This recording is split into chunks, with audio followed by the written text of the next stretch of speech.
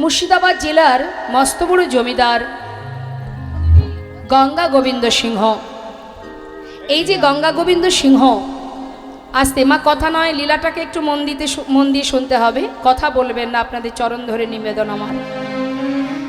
এই গঙ্গা গোবিন্দ সিংহের সন্তান যার নাম প্রাণকৃষ্ণ সিংহ, আর প্রাণকৃষ্ণ সিংহের পুত্র যার নাম কৃষ্ণচন্দ্র সিংহ, যাকে ঠাকুর দাদা ভালোবেসে নাম দিয়েছিল লালা।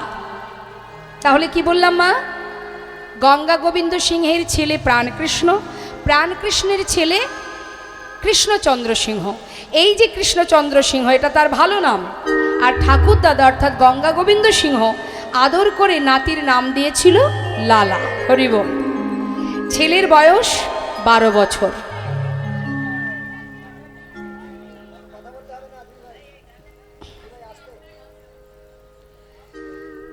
বারো বছরের ছোট্ট ছেলে জমিদারি কাচারি বারান্দায় বসে আছে। হঠাৎ দ্বারে এসেছেন একজন, সাহায্য নেবেন একজন কন্যাদায়গ্রস্ত পিতা।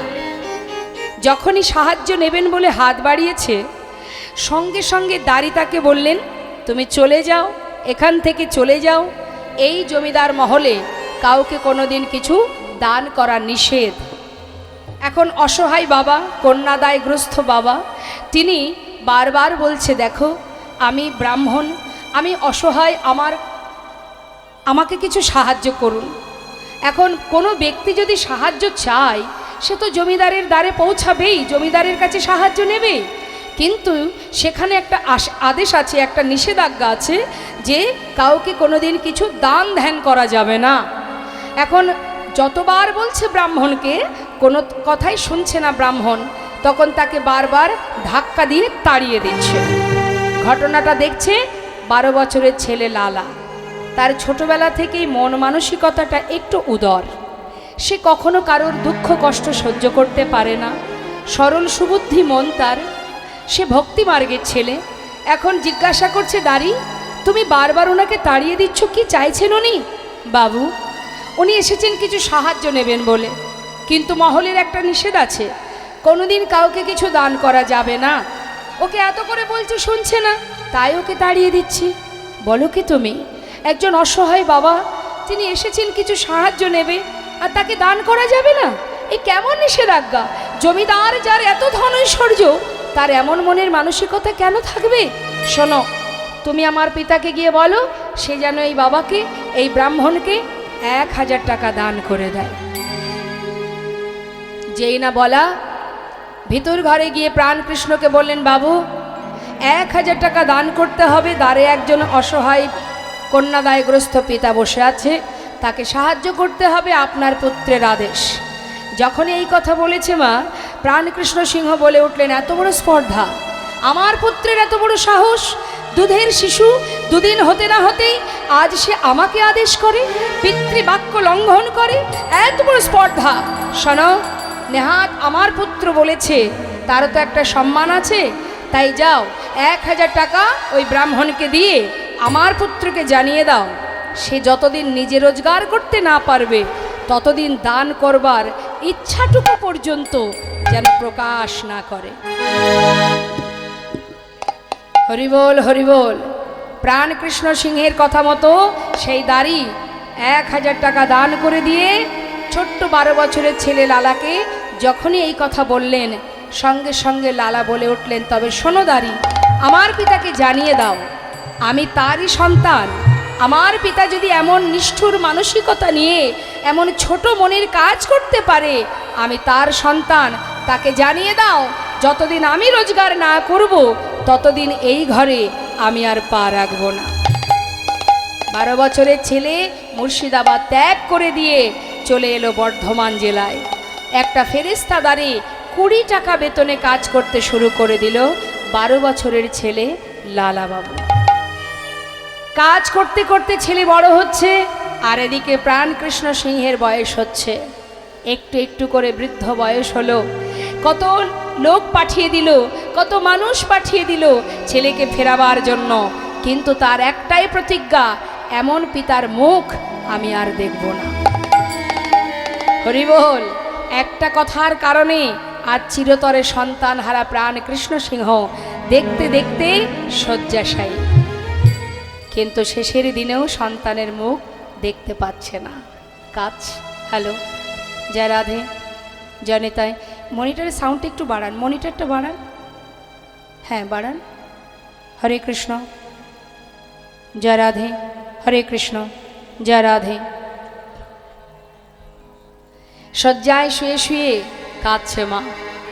যত সময় আমাদের ক্ষমতা থাকে, যত সময় আমাদের শক্তি থাকে, পাওয়ার থাকে, তত সময় যেন আমরা ভাবি আমরাই ভগবান, তাই না?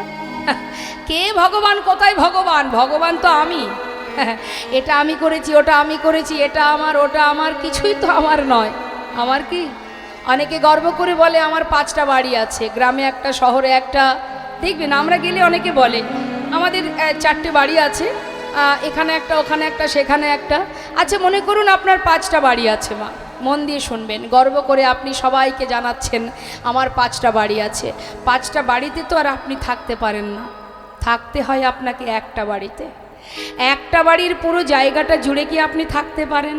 থাকতে হয় আপনাকে একটা ঘরে, তাই তো? মনে করুন, দেখবেন বলে না এটা বড় ছেলের ঘর, এটা ছোট ছেলের ঘর। আপনার থাকার জায়গা কিন্তু একটা রুমের মধ্যে, তাও একটা রুমের পুরো জায়গাটা জুড়ে থাকেন আপনি। থাকেন কোথায়? সেই ঘরের মধ্যে যদি একটা 6-7 একটা পালঙ্ক থাকে, সেই পালঙ্কের এক পাশে আপনি ঘুমান, তাই তো? এখন যদি কেউ বলে যে তোমার ঘর এক বলতে 5টা বাড়ি তোমার, তুমি গোটা পালঙ্কটা জুড়ে ঘুমাবে, তুমি এক পাশে কেন শুয়ে আছো? তখন সে কি বলবে? আরও একজন আছে না, সেও তো শোবে। অর্থাৎ পুরো পালঙ্কটা জুড়ে আমি ঘুমাতে পারবো না, আমার জায়গা এক পাশে, কারণ সেখানে আরও একজন আছে, অংশীদার, ভাগিদার আর একজন আছে, সেও তো ঘুমাবে। তাহলে তোমার জায়গা কতটুকু মা? হ্যাঁ, 5তলা বাড়ি আছে, 5টা বাড়ি আছে, থাকার জায়গা এক পালঙ্কের এক কোণে 3.5 হাত জায়গা নেই। তাই গৌর হরি বল, হরি বল। তাহলে কিসের এত অহংকার, কিসের এত গর্ব? হ্যাঁ, তিনি যেমন দিতে জানেন, যেদিন থেকে তোমার ভিতরে অহংকার জন্মাবে, যেদিন থেকে জন্মাবে, সেই দিন থেকে তোমার একটু একটু করে পতন হয়ে যেতে হবে। কারণ ভগবান সব সইতে পারে, পারে না অহংকার, হিংসা। তার প্রমাণ মহাভারত। হ্যাঁ, হিংসা যদি কেউ করেছে, অহংকার যদি জন্মেছে, দুটো কথা মাথায় রাখবেন, কৃপা আর ইচ্ছা। জীবনে যা কিছু পেয়েছি তার কৃপাই, আর যা কিছু চেষ্টা করেও পাচ্ছি না, আমার মনে করুন একটা বিরাট আশা, আমি চেষ্টা করে যাচ্ছি কিন্তু পাচ্ছি না, 1000 চেষ্টার পরেও পেলাম না, জানবেন সেটা তার ইচ্ছা। সে দেবে না আপনাকে, আপনি সারা জীবন ছুটে বেড়ালেও পাবেন না। সে দেবে না কেন? সেটা দিলে আপনার মঙ্গল হবে না, তাই সে দেবে না। তুমি যতই লাপালাপি ছুটোছুটি করো, তোমাকে দেবে না। তিনি জানে কোনটা দিলে জীবের কল্যাণ হবে আর কোনটা দিলে কল্যাণ হবে না। তাই জীবনে 1000 চেষ্টা করলেও তুমি পাবে না। তাই একটা হলো কৃপা, এক হলো তার ইচ্ছা। সে যেভাবে চালাবে আমাদের সেইভাবে চলতে হবে। তিনি খেলাচ্ছেন, আমরা খেলছি। হ্যাঁ, ভুল করে কখনো কখনো অহংকার করে বলে বসি, কিন্তু সত্য কথা যারা বুঝেছে, যারা জানে, তারা কখনো অহংকার করবে না। অহংকার করবে না, কারণ খেলছি তো আমরা তো খেলা করছি। আজ যে রাজা কাল সে ভিখারি, আজ যে রাজা কাল সে ভিখারি। তার বড় প্রমাণ কে? তার বড় প্রমাণ রাজা হরিশ্চন্দ্র, অযোধ্যার সম্রাট। তাই তো শাস্ত্রে বলেছেন, একটা গানে আমরা শুনেছি মা, অবতার শ্রীরামচন্দ্র মা জানকীর পতি, তার হইল বনবাস, রাবণী করে দুর্গতি। আগুনেও পুড়িল না, আগুনেও পুড়িল না, কপালের কি লেখা কাহার সমান নাহি যায়। ও গো চিরদিন কাহার সমান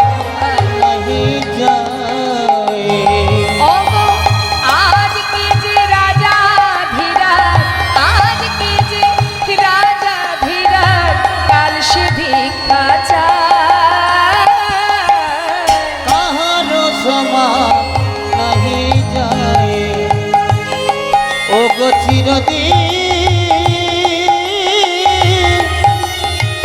কাহার সমান নাহি যায়। অযোধ্যার অত বড় সম্রাট হরিশ্চন্দ্র অবশেষে শ্মশানে মরা পোড়ানোর কাজ করত কাশীধামে। নিজের সন্তান রুইতাস্য সর্পদংশনে মৃত্যু হবার পর শ্মশানে গিয়ে তার দাহ করতে গেলে শ্মশানের একটা নিয়ম আছে, 16 আনা কড়ি দিতে হয়। সেই কড়িটুকু পর্যন্ত রাজা হরিশ্চন্দ্রের ছিল না। তাই মাগো, অহংকার পতনের মূল, অহংকার করা যাবে না। আজ অহংকার করেছিল কে? প্রাণকৃষ্ণ সিংহ। আমি যা করব সেটাই হবে। চিরতরে কি হলো? বিষয় সম্পদে যা ছিল সবই হারালো, অবশেষে নিজের সন্তানের মুখটাও দেখতে পেল না। যখনই তার প্রাণ হারালো, সে চলে গেল। সঙ্গে সঙ্গে এলাকাবাসী সবাই মিলে জমিদার লালার কাছে গেল, গিয়ে বললে, মহারাজ, এবার তো আপনাকে ফিরতে হবে, কারণ আপনার পিতা যার প্রতি আপনার ক্ষোভ ছিল সে তো ইহলোক ছেড়ে পরলোক গমন করেছে, তাই এবার তো ফিরে চলুন। আপনি না গেলে জমিদারি রক্ষা হবে কি করে? সকলের অনুরোধে অবশেষে লালাবাবু ফিরে এলো। ফিরে আসার পর সমস্ত জমিদারি হিসাব নিকাশ বুঝে নিয়ে এবার জমিদারি রক্ষা করতে শুরু করে দিল। দেখতে দেখতে উপযুক্ত বিবাহের বয়স হয়েছে বলে তার সুকন্যার সঙ্গে বিবাহ হলো, যার নাম কাত্যায়নী।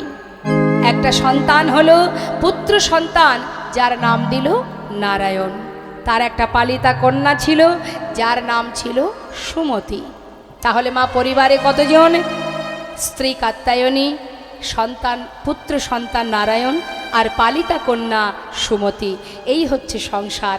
জমিদারি রক্ষা হচ্ছে, সুখে স্বাচ্ছন্দ্যে দিন কাটছে।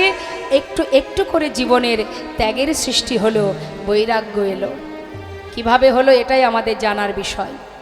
এত বিষয় সম্পদের মালিক হয়েও দেখুন কিভাবে, কখন কিভাবে কার জীবনে ত্যাগ আসে মা, কে বলতে পারে? হ্যাঁ, কখন কার ভিতরে চেতনা হয়, চৈতন্য হয়, কেউ জানে না। সাধু সঙ্গ যদি করা হয়, বৈষ্ণব সঙ্গ যদি করা হয়, তবেই কিন্তু একটু একটু করে আমাদের ভিতরে চৈতন্য জ্ঞান আসবে।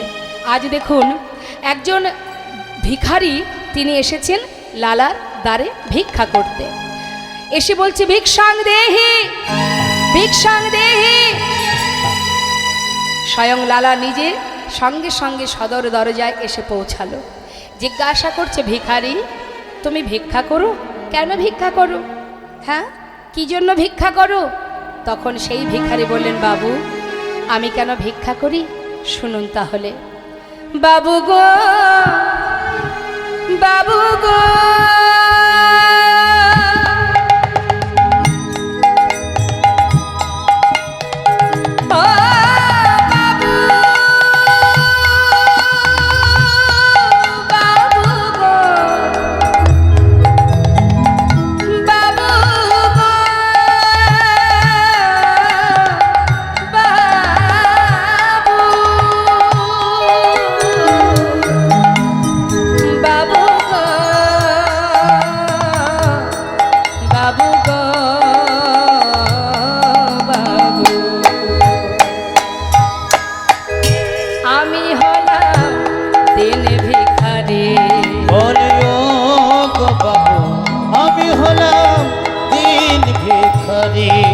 বলে, ও গো বাবু, আমি হলাম দিন ভিখারি।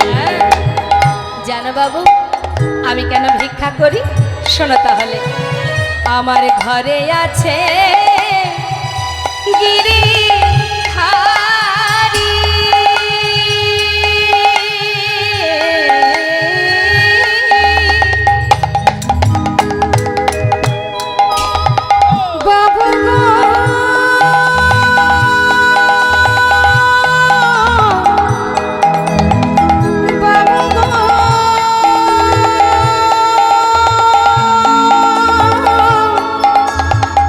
বাবু গো,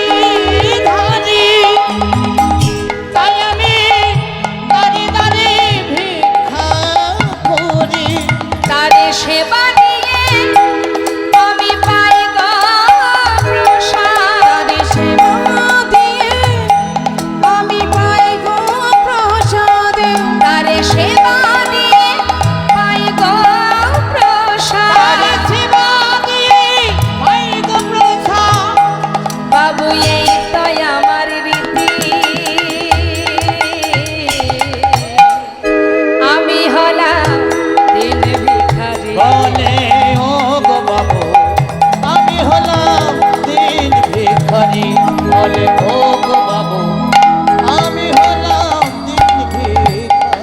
আচ্ছা, তুমি গিরিধারী সেবা দিয়ে প্রসাদ পাও। দাঁড়াও দাঁড়াও, ঘরের ভিতরে প্রবেশ করে অনেক দামি দামি রত্নের একটা পুটুলি বেঁধেছে।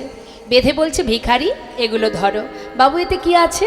অনেক দামি দামি মূল্যবান রত্ন আছে, নিয়ে যাও। এটা দিয়ে কি হবে? কেন, আমার মতো তুমিও ধনী হয়ে যাবে। যাও, আমি তোমায় দান করে দিলাম। সেই পুটুলিটা নিয়ে বিদায় নিয়ে যাত্রা করেছে। বাবু তাহলে আসি। যাচ্ছে মা, মনের আনন্দে মাথায় করে নিয়ে যাচ্ছে। কিছুটা পথ গেছে, দরজার কাছে দাঁড়িয়ে আছে লালাবাবু। দেখছে ভিখারি চলে যাচ্ছে। বেশ কিছুটা পথে যাবার পর সেই পুটুলিটা নিয়ে দূরে জঙ্গলের মধ্যে ছুঁড়ে ফেলে দিল। দূর থেকে লালা চিৎকার করে বলে উঠলেন, ভিখারি! এত বড় স্পর্ধা তোমার, যা কিছু দিলাম তুমি ফেলে দিলে, কেন ফেলে দিলে? দূর থেকে বলল, বাবু আমাকে ক্ষমা করে দিন। বাবু কি করব আমি? আপনার দেওয়া মূল্যবান সম্পদ আমি যখন মাথায় করে নিয়ে যাচ্ছি, কিছুটা আসতে না আসতেই হঠাৎ কে যেন আমায় বলে উঠল, ভিখারি কোথায় যাচ্ছিস তুই এগুলো নিয়ে? ও, তুইও বুঝি লালার মতো ধনী হতে চাস? কিরে, আমি তো তোকে কখনো বলিনি আমার জন্য ননি মাখন ক্ষীর সর এনে দে? যেমন করে দাঁড়ে দাঁড়ে ভিক্ষা করে যেমনভাবে আমায় সেবা দিস, আমি তো তাতেই খুশি। কিন্তু আজ এত মূল্যবান সম্পদ নিয়ে তুই চলেছিস। তুই কি জানিস, এই সম্পদ যদি তোর ঘরে যায়, একটু একটু করে লালার মতো দশা তোরও হবে। বিষয় সম্পদের মধ্যে যত তোর দিন যাবে, তুই একটু একটু করে গোবিন্দ ভজন ভুলে যাবি। আয়, যেমন করে দাঁড়ে দাঁড়ে ভিক্ষা করে সেবা দিচ্ছিস তেমন করেই দে।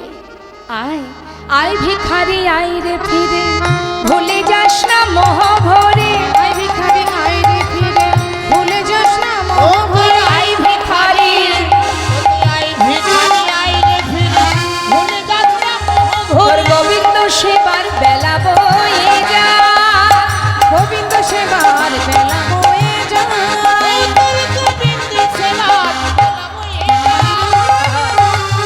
বিদুরের খুদ যেমন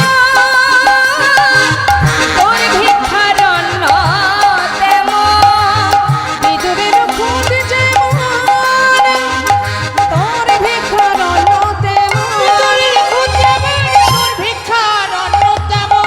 শোন শোন, সেবা দিতে ভুল করিস নে আমার, সেবা দিতে ভুল করিস নে আমার।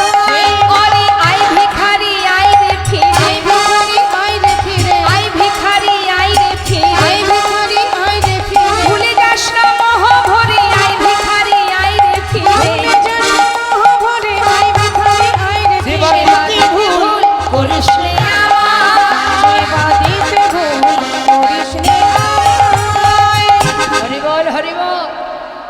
বিদুরের খুদ যেমন তোর ভিক্ষার অন্ন তেমন, সেবা দিতে ভুল করিস না আমায়। সত্য কথা মা, ভগবান কখনো বলেনি আমাকে রাজভোগ খেতে দাও। বলেছে তুমি যেমন করেই দাও, যেমনটা দাও, যেভাবেই দাও না কেন, তিনি তাতেই সন্তুষ্ট যদি তুমি ভক্তি ভরে সেবা দিতে পারো।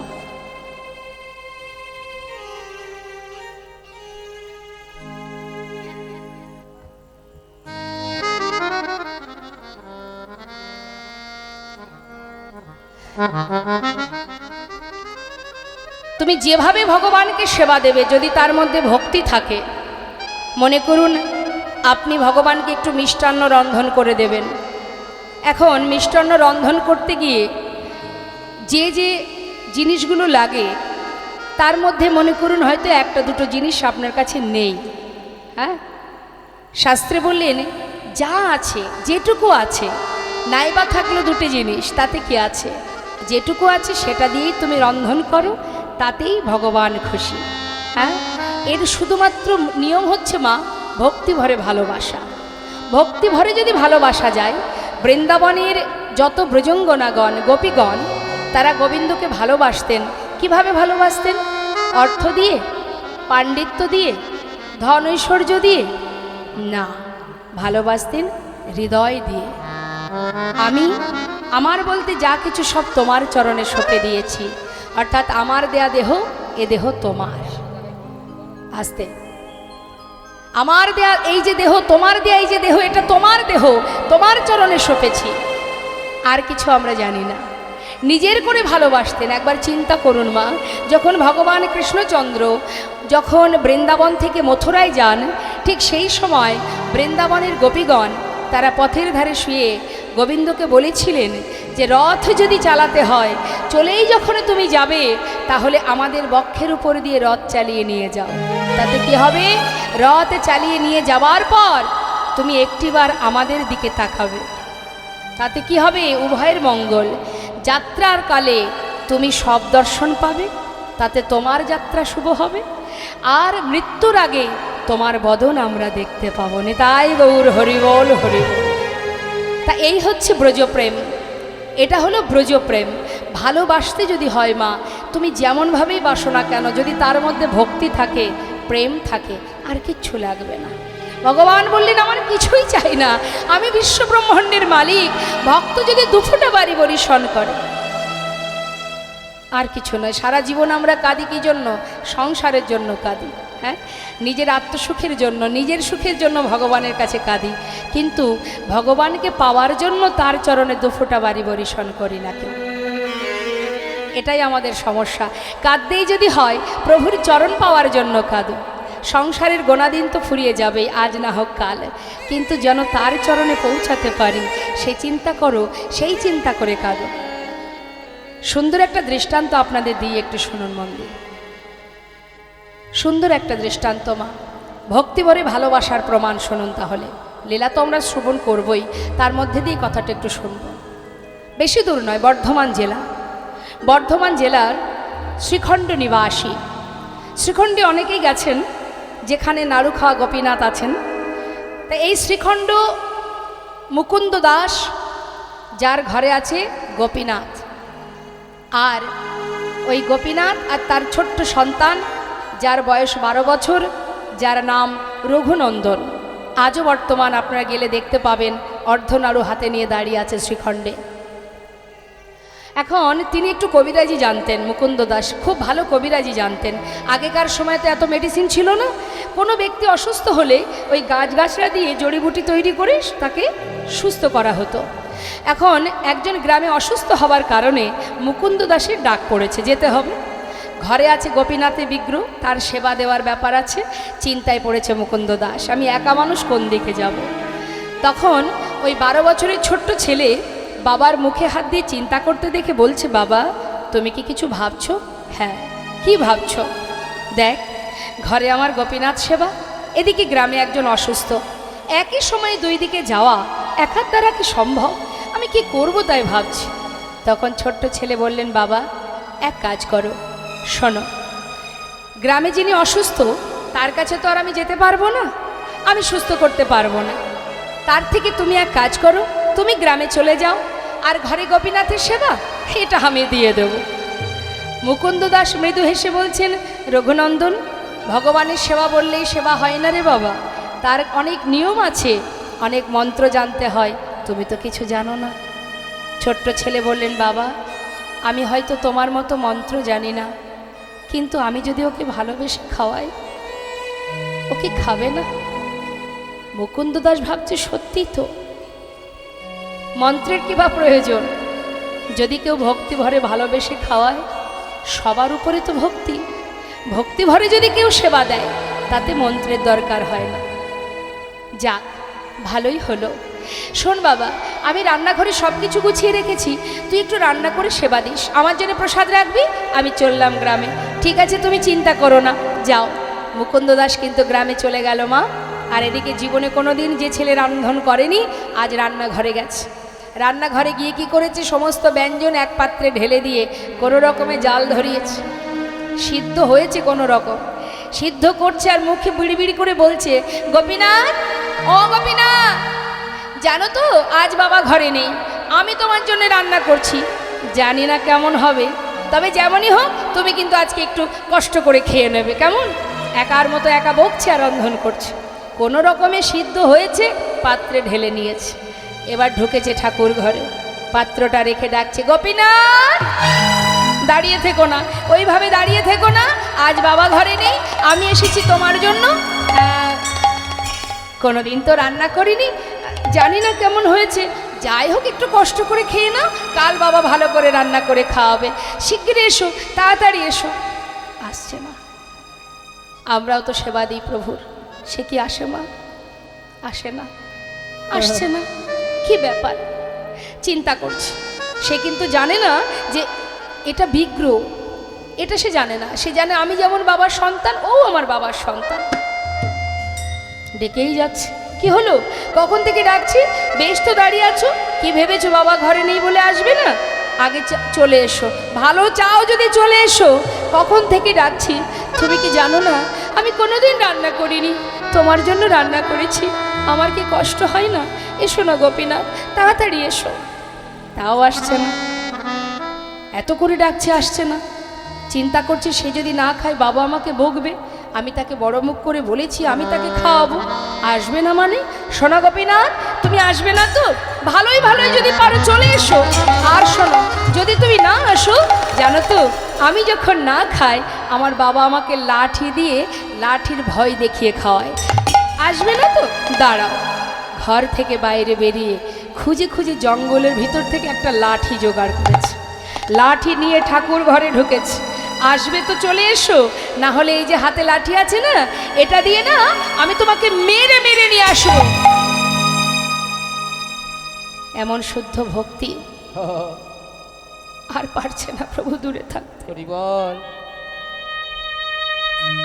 মনে মনে চিন্তা করছে ভক্ত, তুমি মারবে বলে লাঠি এনেছো, কত ভালোবাসলে, অন্তর থেকে কতটা ভালোবাসলে যে লাঠি নিয়ে সামনে দাঁড়ায়। ভালো চাও চলে এসো, না হলে লাঠি দিয়ে মারবো। আর পারছে না, পাথরের মধ্যে শক্ত কঠিন পাথরে থাকতে পারছে না, মনটা চঞ্চল হয়ে গেছে, কতক্ষণে যাব আমি। কখনো কাঁদছে, ও গোপীনাথ এসো না, আমার কি কষ্ট হয় না, কখন থেকে ডাকছি তোমায়, একবার এসো, শিগগির এসে খেয়ে নাও। প্রভু আর থাকতে পারছে না, পাথর থেকে বিগ্রহ থেকে সচল মূর্তি ধারণ করে এক পা দুপা করে সে পাতা আসনে বসেছে। কে করেছে রান্না? আমি করেছি। যেই না লাঠির ভয় দেখিয়েছি আর সেই চলে এসেছে, শিগগিরই খেয়ে নাও, আজ বাবা ঘরে নেই। যেই না মুখে দিয়েছে, কেমন হয়েছে? নিশ্চয়ই ভালো হয়নি, কখনো তো রান্না করিনি, একটু কষ্ট করে খেয়ে নাও, কাল বাবা ভালো করে রান্না করে খাওয়াবে। ভগবান চোখের জলে মুখ ভাসিয়ে কাঁদছে। ভক্ত, তুমি জানো না সে যে কত সুস্বাদু। ভক্ত যদি আমাকে সেবা দেওয়ার জন্য রন্ধন করে, সেটা খারাপ হবে কেমন করে? এতদিন এই ঘরে আছি, এমন অমৃত কোনোদিন পাইনি আমি। এই যে কত স্বাদ, এই যে অমৃত, আমি তোমাকে বলে বোঝাতে পারবো না। এ তো আমি জানি, আমার ভক্ত যখন আমার জন্য রন্ধন করে সে যে কত সুস্বাদু হয়, সে তো আমি জানি, তুমি বুঝবে না। খেয়ে নাও। খেতে খেতে প্রায় শেষ, বহুদিন পর ভক্তের হাতে রান্না পেয়ে কারোর কথা মনে নেই, তৃপ্তি করে আস্বাদন করছে। সেবা করতে করতে প্রায় শেষ, আর অবশিষ্ট যেটুকু আছে মুখে দিতে যাবে, হঠাৎ রঘুনন্দন ছুটে গিয়ে হাতটা চেপে ধরেছে। ওঠো, এক্ষুনি উঠে যাও, ওঠো বলছি, আর তুমি খাবে না। ঠিকই, এই তো ডেকে ডেকে নিয়ে এলে, আবার তাড়িয়ে দিচ্ছ। দেব না, তোমাকে তো পুরোটাই ধরে দিয়েছি। তুমি কি জানো না, এখনো আমি খাইনি, আমার বাবা খায়নি, আমাদের জন্য একটু রাখবে না? পুরোটাই খেয়ে নেবে। ও কি জানো তো ভক্ত, বহুদিন পর তোমার হাতে রান্না পেয়েছি তো আজ না আর কারোর কথা মনে ছিল না। আচ্ছা ঠিক আছে, এই অবশেষে যেটুকু, এই অবশিষ্ট এটুকু আমি তোমার জন্য রেখে গেলাম, তুমি খেয়ে নিও কেমন? বেশ। বেশি তো ছিল না মা। প্রভু আবার বিগ্রে মিলিত হলেন, আর এদিকে পাত্রটা যেটুকু ছিল সেবা করে ধুয়ে তুলে রেখেছে। মুকুন্দ দাস সময় মতো ঘরে ফিরেছে। রঘুনন্দন, বলো বাবা, সেবা হয়েছে তো? হ্যাঁ হ্যাঁ, তোমার কোনো চিন্তা করতে হবে না। যাক, শোন, আমার প্রচণ্ড খিদে পেয়েছে, সারাদিন তো কোথাও কোনো সেবা পাইনি, দে একটু প্রসাদ এনে দে। বাবা, আজ আর কিন্তু প্রসাদ নেই। কেন নেই? কি করে থাকবে? সবই তো গোপীনাথ খেয়ে নিচ্ছিল। ভাগ্যিস আমি হাতটা ধরেছিলাম, আমার জন্য এইটুকু রেখেছিল, সেটা আমি খেয়ে নিয়েছি। সে কি কথা? এতদিন আমি তাকে সেবা দিই, কোনোদিন তার পাই না দেখা। আজ আমি ঘরে নেই, আজ সেবা করে নিল? কি করে হতে পারে? অসম্ভব। হ্যাঁ, সে তো পাথরের বিগ্রহ, সে তো চলতে পারে না, কথা বলতে পারে না, সে কি করে খাবে? যার যেমন ভাব তার তেমনই লাভ। সারা জীবন ভেবেছে সে পাথরের বিগ্রহ, সেই জন্য কোনো দিন সেই মুকুন্দ দাস তার দেখা পায়নি। আর যেজন নিজের ভেবে ভালোবেসেছিল সে সাক্ষাৎ দর্শন পেল। কি করে সম্ভব? মনের সন্দেহটা মনেই থেকে গেল বাবা। ছেলেকে পরের দিন পরীক্ষা করবার জন্য বললেন, রঘুনন্দন, তুই তো ভালো সেবা দিতে শিখেছিস বাবা, শোন, বলছি কি, ওই কালও আমাকে যেতে হবে গ্রামের কাজে। তা শোন, তোকে আর রান্না করতে হবে না, ঘরে নাড়ু তৈরি করা আছে, গোপীনাথ নাড়ু খেতে ভালোবাসে, তুই নাড়ুটা ভোগ দিয়ে দিস। ঠিক আছে বাবা। পরের দিন মুকুন্দ দাস কিন্তু কোথাও যায়নি। ছেলেকে হাতে নাতে ধরবে বলে মন্দিরের পিছনে গিয়ে দেয়ালে কান পেতে আছে। কেন? আজ আমি শুনব, আমার পুত্র যখন মন্দিরে যাবে সে ছাড়া আর কারোর কণ্ঠ শোনা যায় কিনা। কান পেতে আছে। আর এদিকে পাত্রে নাড়ু সাজিয়ে নিয়ে ছোট্ট 12 বছরের ছেলে রঘুনন্দন মন্দিরে ঢুকেছে। গোপীনাথ, আজ কিন্তু আর ডাকতে পারবো না, চিনতে পারছো তো? কাল এসেছিলাম, শিগগিরই এসো।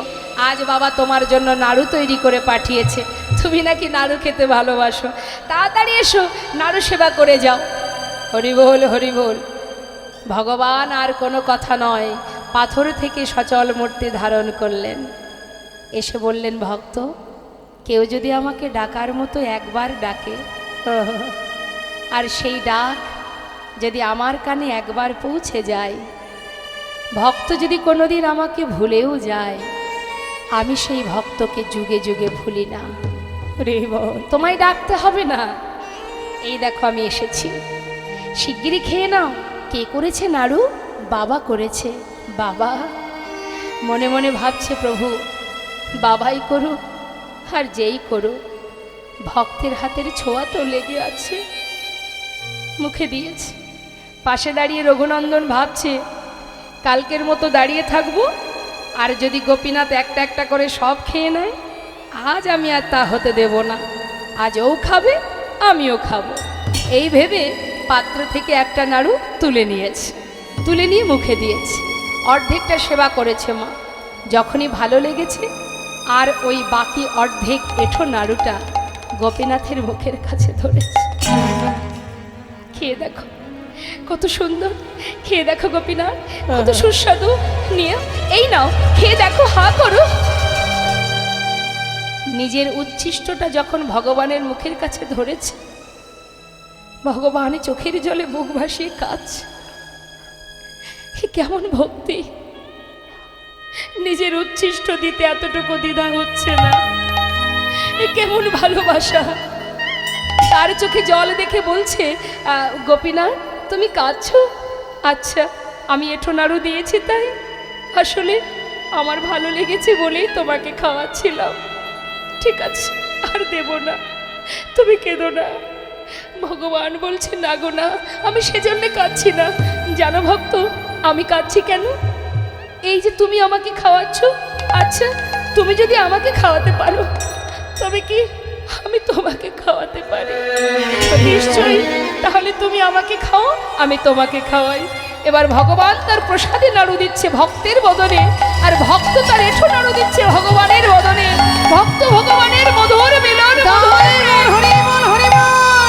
মধুর ভালোবাসা দেখবার জন্য মুকুন্দ দাস মন্দিরের পিছন থেকে চিৎকার করে উঠলেন, কে? কার কণ্ঠ শোনা যায়? ছুটে এসে মুষ্টা আঘাতে দরজা খুলেছে। খোলার আগেই প্রভু অর্ধনাড়ু হাতে নিয়ে বিগ্রে মিলিত হয়েছে। তার জলজ্জান্ত প্রমাণ মা আজও আছেন সেই অর্ধনাড়ু হাতে নিয়ে। শাস্ত্রে বললেন, অদ্যাপি শ্রীখণ্ডপুরে অর্ধনাড়ু আছে করে, দেখেন যত ভাগ্যবান জনে। শ্রী রঘুনন্দন যে অভিন্ন মদন, সে উদ্ধব দাস রসভন। সেই অর্ধনাড়ু হাতে নিয়ে দাঁড়িয়ে আছে। যার হাতে ছিল বাঁশি, তার হাতে অর্ধনাড়ু দেখা মাত্রই ছুটে গিয়ে নিজের সন্তানকে জড়িয়ে বুকের মধ্যে জড়িয়ে ধরলেন আর বলে উঠলেন, রঘুনন্দন, এতদিনে আমি বুঝলাম বাবা, তুই নিজের জন ভেবে, আপন জন ভেবে তাকে ভালোবেসেছিলি, তাই তাকে দেখা পেলি। আর আমি তাকে পাথরের বিগ্রহ ভেবে সেবা দিয়েছি, তাই তো তার দেখা পেলাম না। এতদিনের সেবা আমার অযোগ্য হয়ে গেল। আমার বুকের মাঝে আয় বাবা, একবার বুকে আয়, তোর মতো সন্তানকে বুকে জড়িয়ে ধরে আমার অযোগ্য দেহ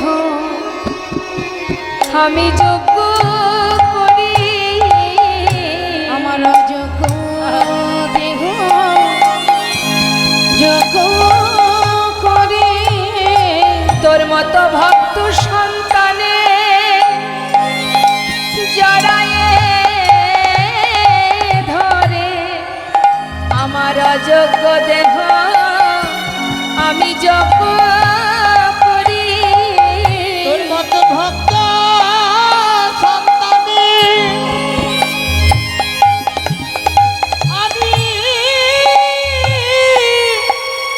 আমি জানাই ধরি আমার মানব জন আমি ধন্য করি। সন্তানে জড়াই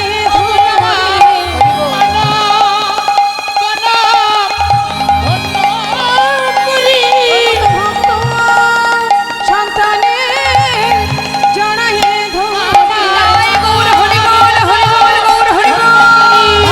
সন্তানের জড়াই ধরি আমার মানবী জন আমি ধন্য করি ভক্ত সন্তানের জড়াই ধরি তোর মতো ভক্ত সন্তানে জড়াই ধরি। মহাভারতে ভগবান কৃষ্ণচন্দ্র গিয়েছিলেন হস্তিনাপুরে। দুর্যোধন বলেছিলেন, সখা এসো, আমি তোমাকে রাজভোগ খাওয়াবো। ভগবান বলেছিলেন, সেবায় যদি করতে হয় আমি দাসীপুত্র বিদুরের ঘরে সেবা করব। তাই মাগো, ভগবানের সেবার জন্য দুঃখ করতে হয় না। তুমি যেমন পারবে, যেমনটা পারবে, ভগবান তাতেই সন্তুষ্ট, যদি ভক্তি থাকে, ভালোবাসা থাকে। হ্যাঁ তো মাগো, শুধু তাই নয়, রামায়ণে আমরা যদি একটু ত্রেতা যুগে যাই, রামায়ণে দেখবেন শবরী, যার সকলের অবহেলিতা রমণী, সেই শবরী যে জঙ্গলের মধ্যে একটা কুটির তৈরি করে থাকতো, সকলের ঘৃণার পাত্রী ছিলেন। তো এখন সেই শবরী রামচন্দ্রকে সেবা দেবে বলে বন থেকে কুল পেড়ে নিজে আগে খেয়েছিল। খেয়ে দেখেছে টক না মিষ্টি, যেটা মিষ্টি অর্ধেকটা কুল খাওয়া হয়ে গেছে, মানে এঁঠো কুল তুলে রাখছে। কেন? রাম যখন আসবে সেবা করবে। তার ঘরে প্রভু রামচন্দ্র সেই উচ্ছিষ্ট কুল সেবা করেছিল। তাই যদি কেউ ভালোবেসে সেবা দিতে পারে, যেমনটাই দিক, প্রভু তাতেই সন্তুষ্ট। তাই বলছে, হে মহারাজ, আপনার জমিদার বাবুকে বলছে লালাকে, বাবু আপনার এই ধন ঐশ্বর্য আমি নিতে পারবো না, তাই সব ফেলে দিলাম। তখন লালা বলছে, তাহলে এক কাজ করো, তুমি আমার মহলে থাকবে, তোমার সমস্ত দায়িত্ব নেব আমি। প্রতিদিন তুমি নিজে মুখে হরিনাম করবে আর আমাকে হরিনাম শ্রবণ করাবে। মহারাজ, আপনার ওই মহলে থাকলে আমি হরিনাম ভুলে যাব। আপনার মতো অবস্থা, আপনি যেমন বিষয় সম্পদের মধ্যে ডুবে গিয়ে কৃষ্ণ ভজন ভুলে গেছেন, আজ আমিও যদি আপনার মহলে থাকি, তাহলে আপনার মতো অবস্থা আমারও হবে। তাই আমি থাকতে পারবো না, আমি যে কুঠিরে বাস করি সেটাই আমার স্বর্গরাজ্য। বেশ, বিদায় নিয়ে চলে গেল। সেই থেকেই কিন্তু লালার মধ্যে চিন্তা শুরু হয়ে গেল মা, যে এই বিশাল মহলে এই জমিদারি বিষয় সম্পদের মধ্যে থাকলে তবে কি কৃষ্ণ ভজন হয় না? তবে কি কৃষ্ণ ভজন থেকে দূরে সরে যেতে হয়? সত্য কথা, যখন কিছুই থাকে না তখন জীবনে একমাত্র ভগবানই সার হয়ে থাকে। যখন আমাদের একটু একটু করে সমস্ত আশা পূর্ণ করতে থাকে ভগবান, তখন দেখবেন টাকা পয়সা বিষয় সম্পদ তার চিন্তা করতে গিয়ে সারাদিনে ভগবানকে একবার সেবা দেব সেই সময়টুকু আমাদের হয় না। তাই গৌর হরিবল হরিবল। তাই লালা কিন্তু মা এই যে বলেছে যে আপনার মহলে থাকলে কৃষ্ণ ভজন আমিও ভুলে যাব, এটা কিন্তু তার মাথায় চিন্তা ঢুকে গেছে। অহরহ সেটাই চিন্তা করছে যে এই মহলে থাকলে কি কৃষ্ণ ভজন হবে না, গোবিন্দচরণ পাবো না। আহা, ভাবতে ভাবতে হঠাৎ একদিন তিনি যাচ্ছেন খাজনা আদায় করতে। গোটা রাজ্য পরিদর্শন করে খাজনা আদায় করে বেলি অবসানকালে ফিরছে। যখন ফিরছে, ফেরবার সময় বেলি অবসান মানে দিনের আলো শেষ, সন্ধ্যা আগত, ঠিক সেই সময় পালকি চেপে ফিরছে লালা।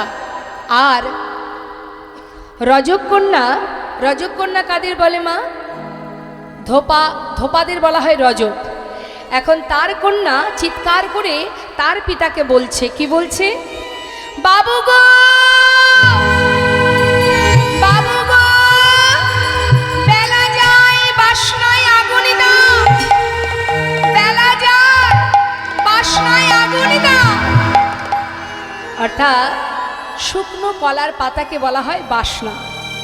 আগেকার সময়তে এত ডিটারজেন্ট ছিল না, কাপড় পরিষ্কার করতে গেলে ধোপারা কলার পাতাকে, শুকনো কলার পাতাকে পুড়িয়ে যে খার, যে ছাইটা হতো সেটা দিয়ে কাপড় পরিষ্কার করত। তাই বলছে বাবু বেলা যায় বাসনায় আগুন দাও। আর পালকি চেপে ফিরছে লালা, প্রতিধ্বনি হচ্ছে মা, কি শুনছে? বেলা যায়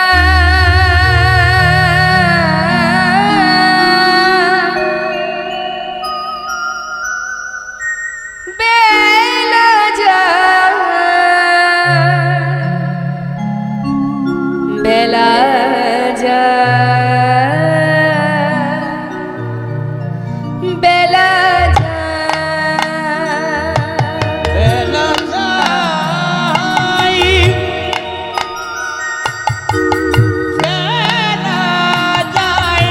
যায়, যায়, বেলা যায়, বেলা যায়। শুধু যে লালা শুনছে তা নয়, লীলা আস্বাদন করছি আমরা যারা, আমাদেরও চেতনা হওয়া উচিত। আমাদেরও জীবন বেলা কিন্তু বয়ে যাচ্ছে। আহা, রিভাবটা কাটবেন না। বেলা যায়, বেলা যায়, বেলা যায়, বেলা যায়, বেলা যায়, বেলা যায়, বেলা যায়, বেলা যায়, বেলা গেল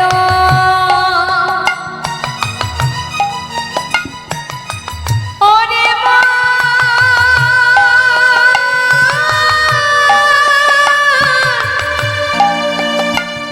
মারে রে, ওরে মা,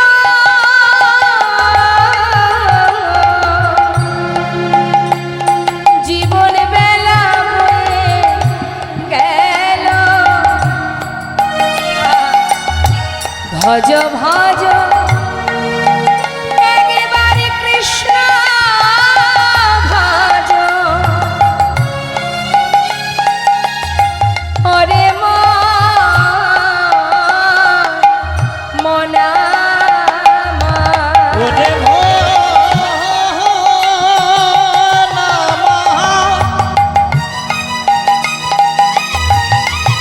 তোমরা আর মোহ ঘুমে ঘুমাই থেকো না, হরি বল।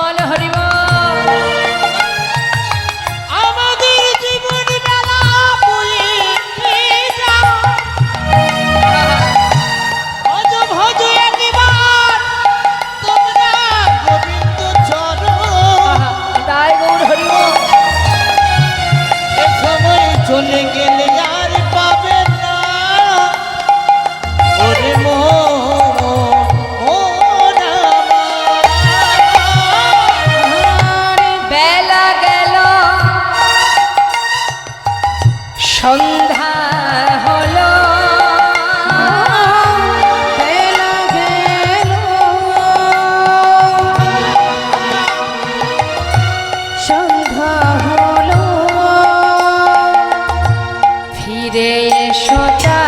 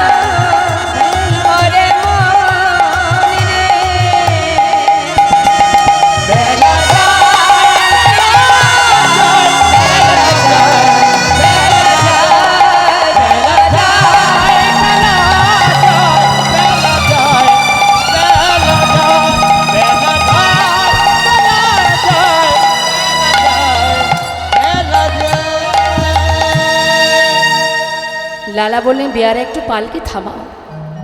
আমি যেন কি শুনলাম। পালকি থেকে নেমে ওই রজকন্যার কাছে গিয়ে দাঁড়ালেন জমিদার লালা। মা, তুই যেন কি একটা বললি।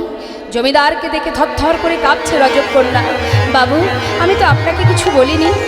আমি আমার বাবাকে বলেছি বেলা যায় বাসনায় আগুনে দাও। না না, ওরে, আমি যে অন্য কিছু শুনলাম। তুই যেন বারবার আমাকে বললি, বাবু গো, বেলা যায় বাসনায় আগুনে দাও, বাসনায় আগুনে দাও, বাসনায় আগুনে। আমি যে বারবার শুনলাম, তুই বারবার আমায় বললি বাসনায় আগুনে দাও। ঠিকই তো বলেছিস মা। কামনা বাসনার পিছনে ছুটতে ছুটতে আমাদের যে জীবন বেলা শেষ হতে চলেছে মা। আরে কবে পৌঁছাবো গোবিন্দ চরণে, কবে হবে কৃষ্ণ ভজন। পালকিতে উঠে নিজের ঘরে ফিরে এসে নিজের পালিতা কন্যা সুমতিকে বলছে, সুমতি একটু কাছে আয় মা। বলো বাবা। সুমতি, আমার সারা গায়ে কৃষ্ণ নাম লিখে দে না মা। বাবা, তুমি এ কি বলছো? কি হয়েছে তোমার? মা, আমি আর তোদের কাছে থাকবো না।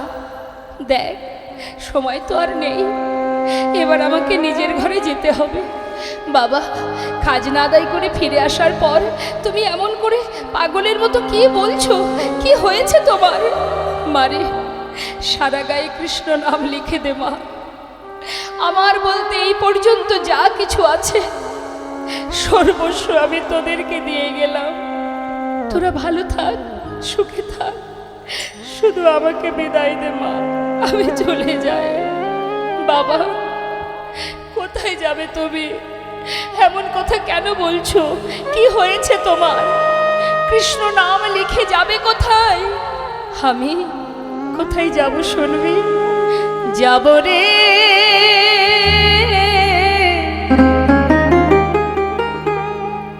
যাব আমি কৃষ্ণ ভজনে, যাব আমি মধুর বৃন্দাবনে। ওই না যাব আমি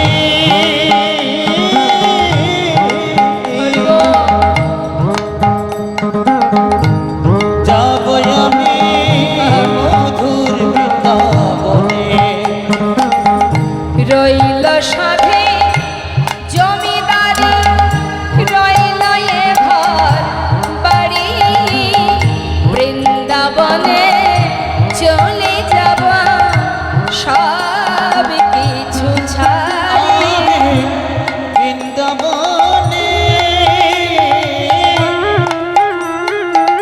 চলে যাব সব কিছু ছাড়ি। সাজায়ে দে কৃষ্ণদা মনে আমার এই অভিলাষ, আমি হব বৃন্দাবনে, হব বৃন্দাবনে।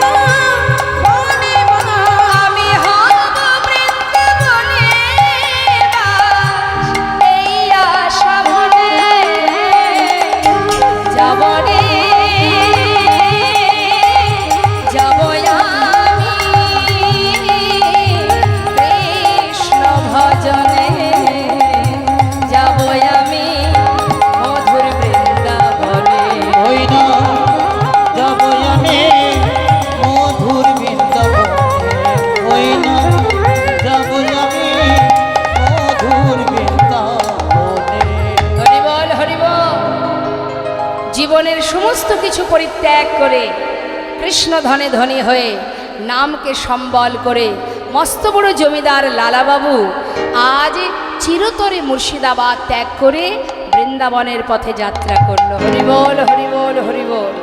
ত্যাগ যদি না হয় মা, তাহলে তো কৃষ্ণ ভজন হবে না। হ্যাঁ, আমরা এখনো ত্যাগই করতে শিখিনি। পেরেছি কি কোনো কিছু ত্যাগ করতে পারি? আমরা পারি না। ত্যাগের সৃষ্টি না হওয়া পর্যন্ত কখনো বৈরাগ্য হবে না।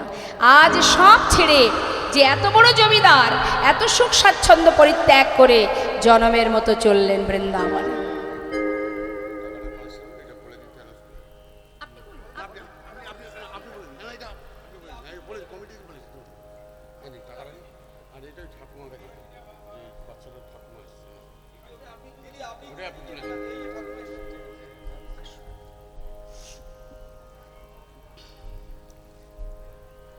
জয় রাধেশ্যাম। আজ আপনাদের সকলের ভিক্ষা একত্রিত করে মোট দান উঠেছে 10,501 টাকা, আর কমিটি দিয়েছে 201 টাকা, ও 2001 টাকা। সবাই মিলে আশীর্বাদ করবেন। এখানে ছোট্ট শিশুর ঠাকুমা এসেছেন। সবাই একবার সন্তানের জন্য ভগবানের কাছে প্রার্থনা করুন যেন অতি শীঘ্র তাড়াতাড়ি প্রভুর কৃপায় সে সুস্থর পথে আসতে পারে। একমাত্র তিনিই পারেন তাকে আবার আমাদের মতো মায়েদের কাছে ফিরিয়ে দিতে। নিতাই গৌর হরিবোল, নিতাই গৌর হরিবোল, হরিবোল হরিবোল।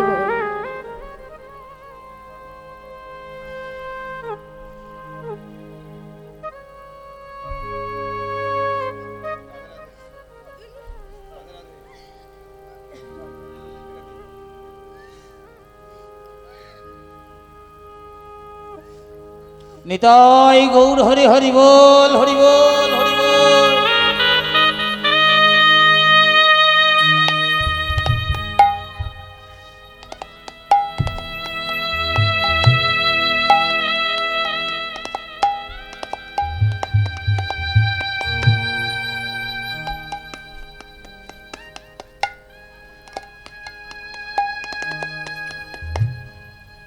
একটু দাঁড়াবেন।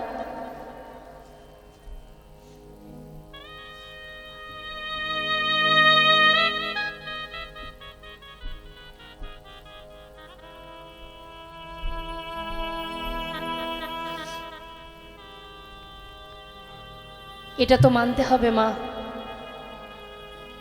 আমরা এখানে কত ভক্ত আছি, পারবো? প্রভু যদি না চান আমরা তাকে ধরে রাখতে? আছে আমাদের ক্ষমতা? হ্যাঁ, নেই। তাহলে জেনে রাখবেন আমাদের উপরে আরও একজন আছে, তিনি যাহা খুশি তাই করতে পারেন। হ্যাঁ, তিনি সবই পারেন, আমাদের সামর্থ্যে সেটুকুনি সম্ভব নয়। তাই কখনো নিজেকে গর্ব করবেন না, আমি এটা পারি, ওটা পারি, ওটা করতে পারবো না। তিনি সব পারেন। আমরা এত মানুষ আছি এখানে, এত ভক্ত আছি, এত জীব আছি, পারছি না তাকে ধরে রাখতে। এখান থেকেই ভাবতে হবে যে একমাত্র তিনিই রক্ষার মালিক, তিনিই সব কিছু পারেন।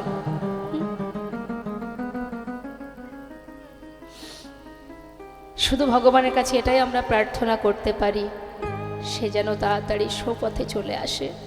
ভগবান তুমি একবার কৃপা করো, একবার ওকে সঠিক পথে, হাজার অপরাধ দূরীভূত করে দাও।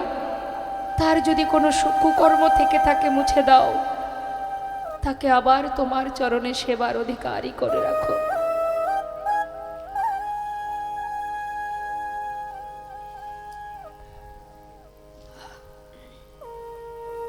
জয় রাধেশ্যাম। হরে কৃষ্ণ। আজ জীবনের সর্বস্ব পরিত্যাগ করে জমিদার লালা চলে গেল বৃন্দাবনে। বদনে কৃষ্ণ নাম গাইতে গাইতে যাচ্ছে। হে জীব, নাম ছাড়া গতি নাই, কৃষ্ণ নাম করো। তার নাম ছাড়া আমাদের আর কোনো উপায় নেই। এসেছি যেমন, চলে তো যেতেই হবে মা। আসার পালা সবারই শেষ, বাকি শুধু যাওয়ার পালা। সবাই পথে দাঁড়িয়ে আছি, কখন কাকে নিয়ে যাবে কে বা জানে। হ্যাঁ, তাই আমরা সবাই মিলে প্রভুর চরণে আত্মনিবেদন করে শুধু প্রার্থনা করব, কৃষ্ণ নামে কাঁদিবে কবে আমার পোড়া মন।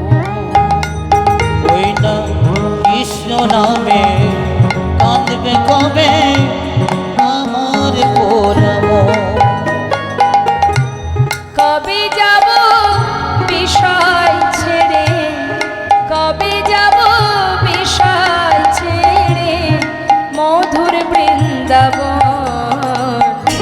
কৃষ্ণ নামে কাঁদবে কবে আমার পোড়া মন। ওই কৃষ্ণ নামে কাঁদবে কবে আমার পোড়া মন। কৃষ্ণ আমার কালো সোনা,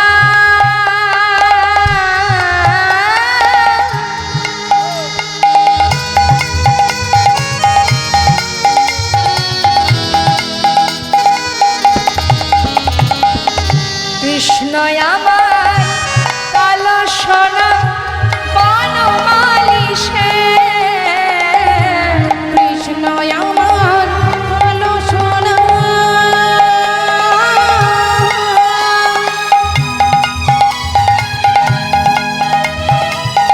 বনমালী সোনা।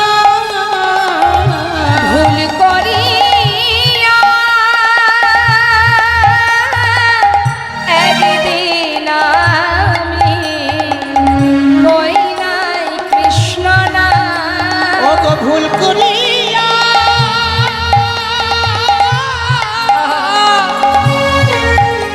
ও গো একদিন আমি ওই নাই কৃষ্ণ নাম।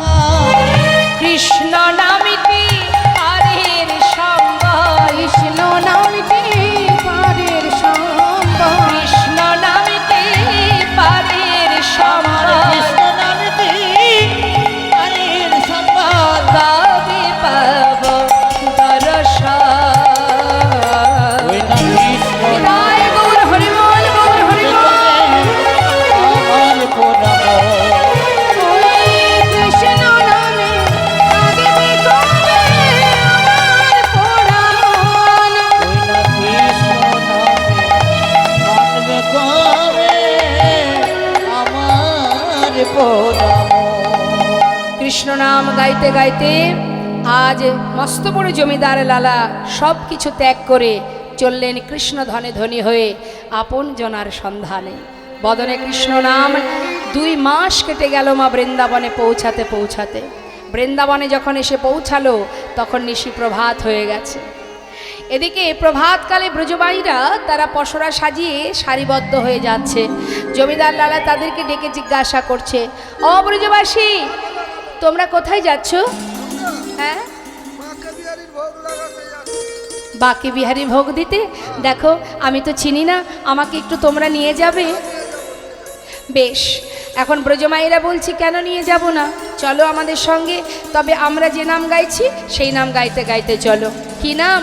সবাই মিলে আমরা একসঙ্গে গাইবো, কেমন?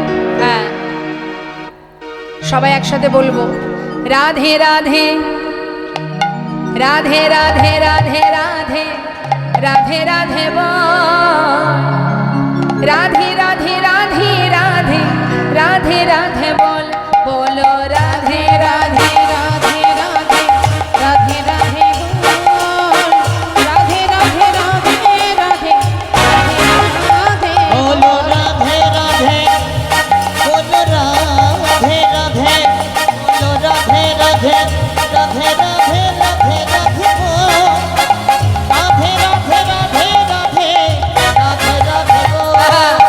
পিছনে কে যাচ্ছে মা? জমিদার লালা বাবু। তিনি কি বলতে বলতে যাচ্ছেন পাঁচু পাঁচু? হ্যাঁ, কৃষ্ণ কৃষ্ণ কৃষ্ণ কৃষ্ণ কৃষ্ণ কৃষ্ণ বল, কৃষ্ণ কৃষ্ণ কৃষ্ণ কৃষ্ণ কৃষ্ণ কৃষ্ণ বলো কৃষ্ণ কৃষ্ণ, বলো কৃষ্ণ কৃষ্ণ, কৃষ্ণ কৃষ্ণ, কৃষ্ণ কৃষ্ণ বল, কৃষ্ণ কৃষ্ণ কৃষ্ণ কৃষ্ণ, কৃষ্ণ কৃষ্ণ বল। হ্যাঁ। দাঁড়াও দাঁড়াও দাঁড়াও, এই নাম চলবে না, চলবে না, না। বৃন্দাবনে কেউ কৃষ্ণ নাম গায় না, রাধা নাম গায়। আমরা যে নাম গাইছি সেই নাম গাইতে হবে। লালা বলছে তা কেন হবে? তোমরা করছো রাধার নাম, আমি করছি কৃষ্ণ নাম, উভয়ের নাম হচ্ছে। না না না, কৃষ্ণ নাম কেউ গায় না, তুমি রাধা নাম গাইতে গাইতে চলো। লালা বলছে তাহলে এক কাজ করি, তোমাদের কথাও থাক আমার কথাও থাক, দুয়ে মিলে একসঙ্গে আমরা সবাই মিলে গাইবো। কি গাইবো মা সবাই?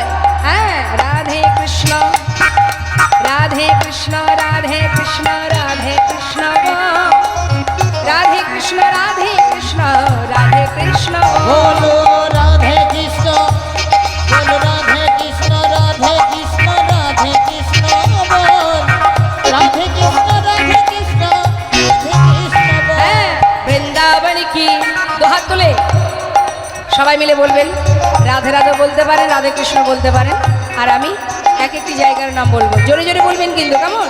হ্যাঁ, বৃন্দাবন কি, যমুনা মাই কি, রাধা কুণ্ড কি, শ্যাম কুণ্ড কি, গোবিন্দ কুণ্ড কি, বিলাসবন কি, মধুবন কি, নিধুবন কি, কেশি ঘাট কি, বংশীবন কি, মোহনবন কি, মাধবী বন কি, লৌহবন কি, তাম্রবন কি, कमलवन की, भंडीवन की, आगे पीछे दाहिने बाएं, बोल बोल में ऊपर नीचे, बोलो राधे राधे राधे राधे राधे राधे बोल, राधे राधे राधे राधे राधे बोल, बोलो राधे राधे राधे राधे राधे राधे बोल, राधे राधे राधे राधे राधे राधे बोल। हे राधे राधे राधे राधे राधे राधे बोल,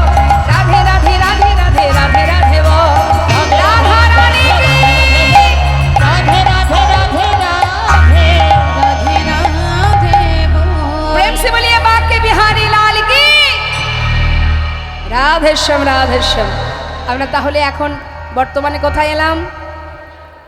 বাকে বিহারীর মন্দিরে।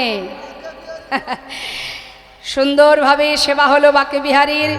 হ্যাঁ, বাকে বিহারীর সেবা হলো। দেখুন, বাকে বিহারীর যে মন্দির স্থাপিত হয়েছিল আজকের এই অক্ষয় তৃতীয়াতে, আজকের দিনেই কিন্তু বাকে বিহারীর বিগ্রহ স্থাপিত হয়েছিল।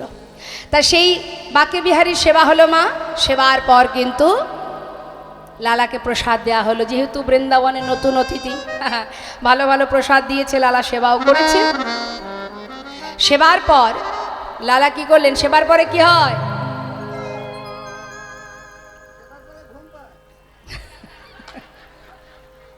সেবার পরে একটু মনে হয় না যে যদি একটু সুন্দর বিছানা পেতাম। এখন চিন্তা করছি, লালা সেবা হয়েছে, উদার পরিপূর্ণ করে সেবা করেছে, একটু একটু অলসতা আসছে, তাড়াতাড়ি করে গোবিন্দ কুণ্ডের পাড়ে বালু রাশির উপরে যেই না শুতে গেছে, ঠিকঠাক ঘুম হচ্ছে না। যেহেতু জমিদার ছিলেন, তো জমিদারি সুখ স্বাচ্ছন্দ্যে দিন কেটেছে, সহজে কি সব কিছু মুছে যায়? তাড়াতাড়ি করে বালিগুলো একত্রিত করে একটা বালিশ তৈরি করেছে, করে সেখানে মাথা রেখে শুয়ে আছে। ঠিক রাত পার হলো, সকাল হতে না হতেই লালা চোখটা খুলেছে। খোলা মাত্রই দেখছে সামনে একজন বাবাজি দাঁড়িয়ে আছে। হন্তদন্ত হয়ে বালির বিছানা ছেড়ে উঠে দাঁড়িয়েছে। করজোড়ে জিজ্ঞাসা করলেন, বাবাজি তুমি কে? পরিচয়, তোমার নাম কি?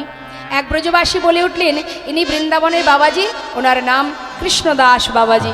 বাবাজি তুমি বৃন্দাবনে থাকো? বলো না বাবাজি, এখানে কোথায় গোবিন্দের দেখা পাবো? কোথায় তার দেখা পাওয়া যাবে? বাবাজি বলে উঠলেন, দাঁড়াও দাঁড়াও, তোমাকে নূতন দেখলাম বলেই দাঁড়িয়েছি, আগে তো কখনো বৃন্দাবনে দেখিনি। পরিচয় কি তোমার? আমার নাম লালা। লালা? দাঁড়াও দাঁড়াও, তুমি কি সেই বাংলার মুর্শিদাবাদ জেলার জমিদার লালা?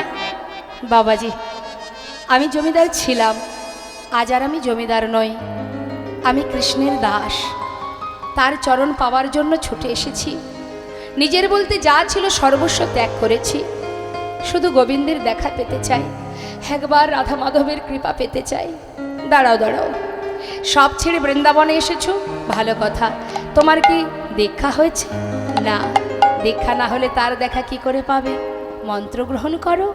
যেই না বলেছে, ছুটে গিয়ে বাবাজি চরণটা জড়িয়ে ধরেছে। সাধুর চরণ ধরি কয়লাল কৃপা করি, সাধুর চরণ ধরি কয়লাল কৃপা করি, অধমেরে করো এই ভিক্ষা, অধমেরে করো এই ভিক্ষা, অবিষ্ট ধন পাইবারে ঘর ছেড়ে এসেছি ঘরে, পাইবারে ঘর ছেড়ে এসেছে ঘরে, অবিষ্ট ধন পাইবারে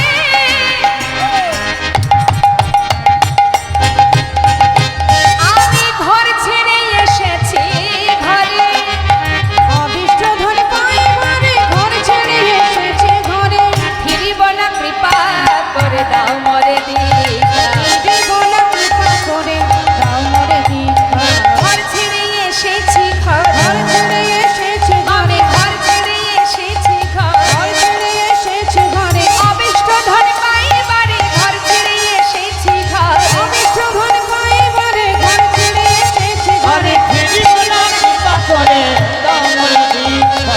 দেব না কৃপা করে দাও মোরে দীক্ষা।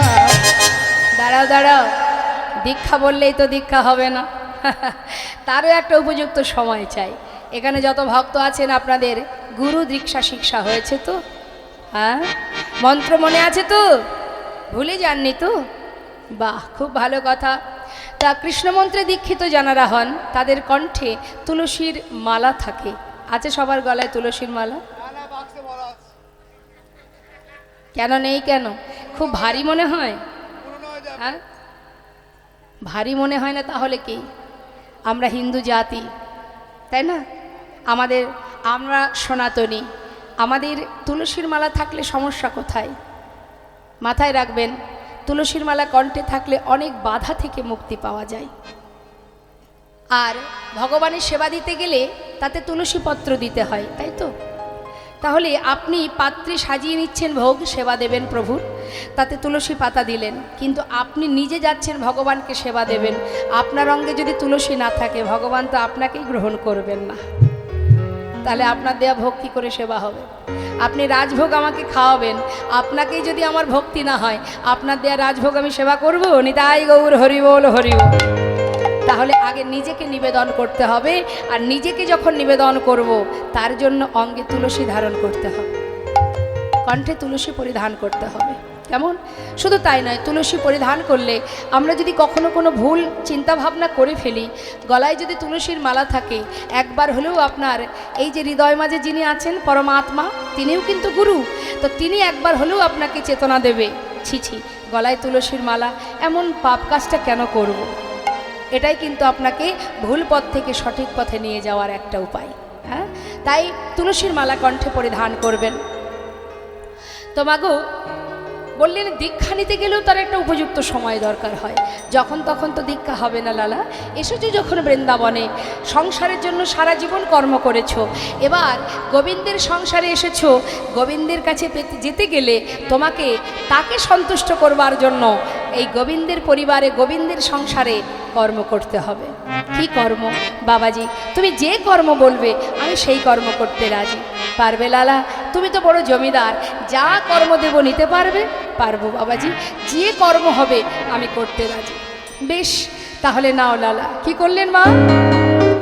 ভিক্ষার ঝোলা দিলেন লালাকে। চিন্তা করুন, মস্ত বড় জমিদার, তার কাঁধে ভিক্ষার ঝোলা। ধরো ধরো লালা ভিক্ষার ঝোলা কাঁধে,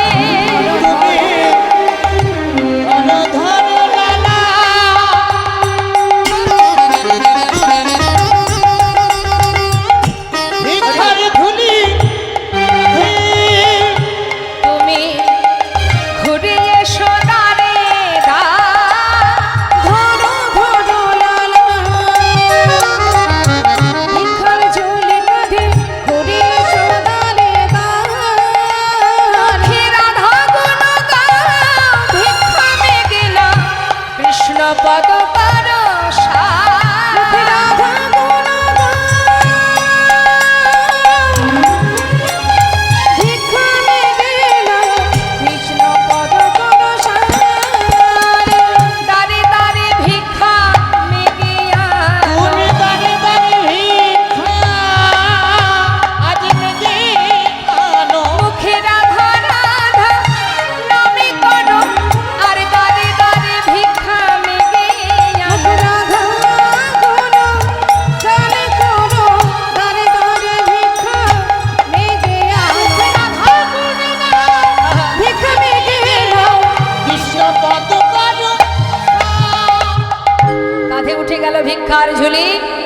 এবার বাবাজির কথা মতো দাঁড়ে দাঁড়ে ভিক্ষা করতে শুরু করলো মা। ভিক্ষা করতে করতে হঠাৎ বৃন্দাবনে তার স্ত্রী তার পুত্র কন্যার সঙ্গে দেখা হয়ে গেল। তারা মুর্শিদাবাদ থেকে গেছে বৃন্দাবনে তার স্বামীকে, তার পিতাকে দেখবার জন্য। যেই না দেখেছে পিতার কাঁধে ভিক্ষার ঝোলা, কাঁদছে তার সন্তান। কাত্যায়নী কেঁদে কেঁদে বলছে, স্বামী যে এত বড় জমিদার, যার এত ধন ঐশ্বর্য, এত বিষয় সম্পদের মালিক, যে যার এত সুখ, এত শান্তি, এত তৃপ্তি, এত আনন্দ, সব ফেলে একটা ভিক্ষার ঝুলি কাঁধে নিয়ে এই বেশ আমি দেখতে পারছি না। স্বামী তুমি ঘরে ফিরে চলো। জমিদার লালা বলে উঠলেন, কাত্যায়নী আমার তো যাওয়ার আর কোনো জায়গা নেই, এটাই আমার ঘর, এটাই আমার ঠিকানা, তাই তোমরা যেখান থেকে এসেছো সেখানে চলে যাও, আমি আর কোথাও যাব না। তখন ছোট্ট ছেলে নারায়ণ বললেন, বাবা তুমি যদি নাই যাবে তাহলে এই বৃন্দাবনে একটা থাকবার জায়গা করে দিই, তুই যদি করে দিস আমার কোনো বাধা নেই। একটা সুন্দর মন্দির নির্মাণ করে সেই মন্দিরে এক বিগ্রহ স্থাপন করে দিল, যার নাম কৃষ্ণচন্দ্রমা। সেই বিগ্রহ সেবা দেবার জন্য এক পূজারীকে রাখা হলো মা। কারণ লালার তো দীক্ষা হয়নি, সে তো ভগবানের সেবা দিতে পারবে না, তাই পূজারী রেখেছে মন্দিরে ভোগ নিবেদনের জন্য। আর লালা কি করে? প্রতিদিন ভিক্ষা করে, কিন্তু ভগবানের সেবা দিতে পারে না, এটাই তার দুঃখ। দেখবেন আজও আছে সেই লালা বাবুর মন্দির। যারা বৃন্দাবনে গেছেন, রাধাকুণ্ডের পাশেই আছে লালার মন্দির। তো সেই মন্দিরে বিগ্রহ স্থাপনের পর সেবার দায়িত্ব পড়লো এক পূজারীর। লালার সেবা দিতে পারে না বলে সেটাই তার দুঃখ। প্রতিদিন যখন ভগবানের সেবা হয়, আরতি হয়, ওই দরজার কাছে বসে লালা চোখের জলে বুক ভাসিয়ে কাঁদে আর বলে, কি অপরাধ আমার, কেন আমি এখনো পর্যন্ত দীক্ষা পেলাম না, কেন আমি মন্ত্র পাচ্ছি না প্রভু, কেন নিজে হাতে তোমায় সেবা দিতে পারছি না, কি অপরাধ, তুমি একবার মোরে কৃপা করো। প্রতিদিন কাঁদে। হ্যাঁ, হঠাৎ একদিন পূজারীকে বলছে, পূজারী জানো পূজারী, প্রতিদিনই তো ভিক্ষা করি, আজ আর ভিক্ষা করতে ভালো লাগছে না, আমি ওই যে গুহা আছে ওই গুহার মধ্যে বসে বসে একটু ভজন করব। তুমি মন্দিরে ভোগ নিবেদন করে আমাকে একটু প্রসাদ দিয়ে আসবে, কেমন? বেশ, হরি বল। মন্দিরের ভিতরে পূজারীকে এই কথা বলে এবার লালা চলে গেল গুহার মধ্যে, গিয়ে বসে বসে ভজন করছে। আর ভজন করবার সময় প্রতিজ্ঞা করলেন লালা, শুনেছি তুমি নাকি ভক্তের ভগবান, শুনেছি তোমায় ডাকলে নাকি তুমি ডাকে সাড়া দাও। আজ যদি তুমি আমার ডাকে সাড়া না দাও, এই গুহা থেকে আমি আর বেরোবো না, তোমায় সেবা দিতে পারি না, তোমার দেখা পাই না, জানি না আর কতক্ষণ বেঁচে থাকবো। আজ যদি তোমার দেখা না পাই, আমিও দেখতে চাই ভক্তের ডাকে সাড়া না দিয়ে তুমি কেমন করে দূরে থাকতে পারো।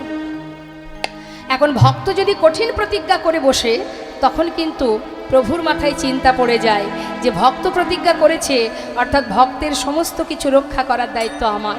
হ্যাঁ, সে নিজেকে সঁপে দিয়েছে ভগবানের চরণে, এবার নিজেকে নিবেদন করে দিয়ে আপন মনে ধ্যানে মগ্ন, কৃষ্ণ নামে মগ্ন। আর এদিকে মন্দিরে ভোগ নিবেদন করে পূজারী যখন ভোগের প্রসাদ নিয়ে যাচ্ছে মা, এমন সময় পথে যাবার আগেই ঝড় বৃষ্টি শুরু হয়ে গেল বৃন্দাবনে। স্বামী গোবিন্দের কৃপা, কারণ ভক্ত প্রতিজ্ঞা করেছে গুহা থেকে বেরোবে না, এখন তাকে তো বাহির করতে হবে, সেই জন্য ঝড় বৃষ্টি শুরু করে দিল। আর যেই না বৃষ্টি শুরু হয়ে গেছে, পূজারী দেখছে এত বৃষ্টি যাব কি করে, বৃষ্টি বন্ধ হোক তারপরে না হয় নিয়ে যাব প্রসাদ। প্রসাদের থালাটা বারান্দাতে রেখে তিনি মন্দিরের ভিতরে ঢুকে গেছে। সেই বৃষ্টি মাথায় প্রসাদের থালা হাতে নিয়ে ভগবান পূজারীর রূপ ধারণ করে প্রসাদের থালা নিয়ে ঢুকছে গুহার ভিতরে। বৃষ্টি হচ্ছে, ঝড় হচ্ছে, আপন মনে ভক্ত ভজন করছে, রাধে কৃষ্ণ গোবিন্দ গোপাল রাধা রমণ হরি হরি হরি বল। রাধে কৃষ্ণ গোবিন্দ গোপাল বল, রাধা রমণ হরি হরি হরি বল। গিরিধারি বল, গোবর্ধন ধারি বল, গিরিধারি বল, গোবর্ধন ধারি বল,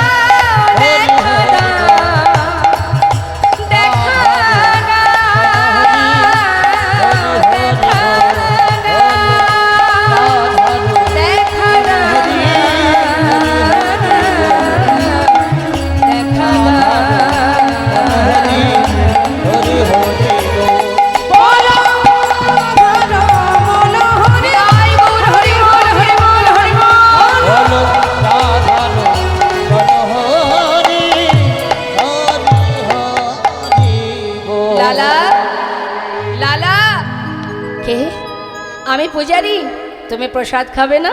এই দেখো প্রসাদ এনেছি। প্রসাদ খেলো। প্রসাদ খাবার পর আবার প্রভু চলেও গেলেন মা। এদিকে আপন মনে ধ্যানে মগ্ন, প্রসাদ পেয়ে আবার ধ্যানে বসেছে। আর এদিকে প্রকৃত যে জয়দেব, প্রকৃত যে পূজারি, সে চিন্তা করছে তাই তো লালাকে প্রসাদ দিতে হবে। বৃষ্টি বন্ধ হয়ে গেছে, যাই। হঠাৎ দেখছে বারান্দাতে যে থালাটা ছিল প্রসাদের, তাতে কোনো প্রসাদ নেই। ভাবছে বৃষ্টি বন্ধ হওয়ার পরে কোনো ভক্ত বোধহয় নিয়ে চলে গেছে, তাতে আর কি আছে, আরও তো আছে প্রসাদ, সেখান থেকে একটু দিয়ে আসি। এই ভেবে আরেকটু প্রসাদ নিয়ে এবার প্রকৃত যে পূজারি, সে গুহার মধ্যে ঢুকেছে। ডাকছে, লালা, লালা। কে? আমি পূজারি। প্রসাদ খাবে না? এই তো প্রসাদ এনেছি, নাও প্রসাদ খেয়ে নাও। প্রসাদ? আমি তো খেয়েছি। খেয়েছো? কে দিয়েছে তোমায়? কেন? হে, তুমি তো এলে একটু আগেই তো এলে, আমাকে প্রসাদ দিলে, আমি প্রসাদ খেলাম, তারপর চলেও গেলে। আমি দিয়েছি? না না, আমি তো এর আগে আসিনি লালা। আমার মনে হয় তোমার কোনো ভুল হচ্ছে। এই তো আমি এলাম, এর আগে তো আমি আসিনি। তুমি আসোনি? তোমার মতো দেখতে, তোমার মতো কণ্ঠ, তোমার মতো বেশ, তাহলে কে এলো? ও পূজারি, বলো না কে এসেছিল? লালা, বিশ্বাস করো, সত্যি বলছি, আমি কিন্তু আসিনি, এই তো আমি প্রথম এলাম। পূজারি, তবে কে এসেছিল আমার কাছে? বলো না কে এসেছিল? লালা পূজারি বলছে, লালা, তুমি তাকে চিনতে পারোনি? কে তোমার কাছে এসেছিল তুমি বুঝতে পারোনি লালা? পূজারি, তুমি কার কথা বলছো? কে এসেছিল আমার কাছে বলো না। এখনো জিজ্ঞাসা করছো লালা, তুমি তাকে কাছে পেয়েও তুমি চিনতে পারলে না লালা? পূজারি, কে সে? কার কথা বলছো তুমি? লালা, মিছে কেন পুছো রে, আমার বলার কিছুই না। মিছে কেন বুঝো রে, আমার বলার কিছুই নাই। যে যা করে করার তিনি, সবার অন্তরে সে যে রয়। যে যা করে করান তিনি, সবার অন্তরে সে যে রয়। মিছে কেন বুঝো মোরে, আমার বলার কিছুই নাই। না নয়, আমার বলার কিছু না, আমার বলার কিছু না, আমার বলার কিছু না। হে কৃষ্ণ, তুমি করুণাময়,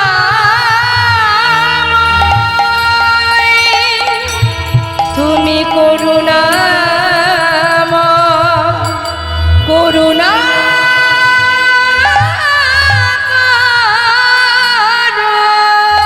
তুমি করুণাময়, করুণা করো। গুহা থেকে উঠে ছুটতে ছুটতে বাবাজির কাছে গিয়ে বাবাজির চরণে জড়িয়ে ধরে বলছে, বাবাজি,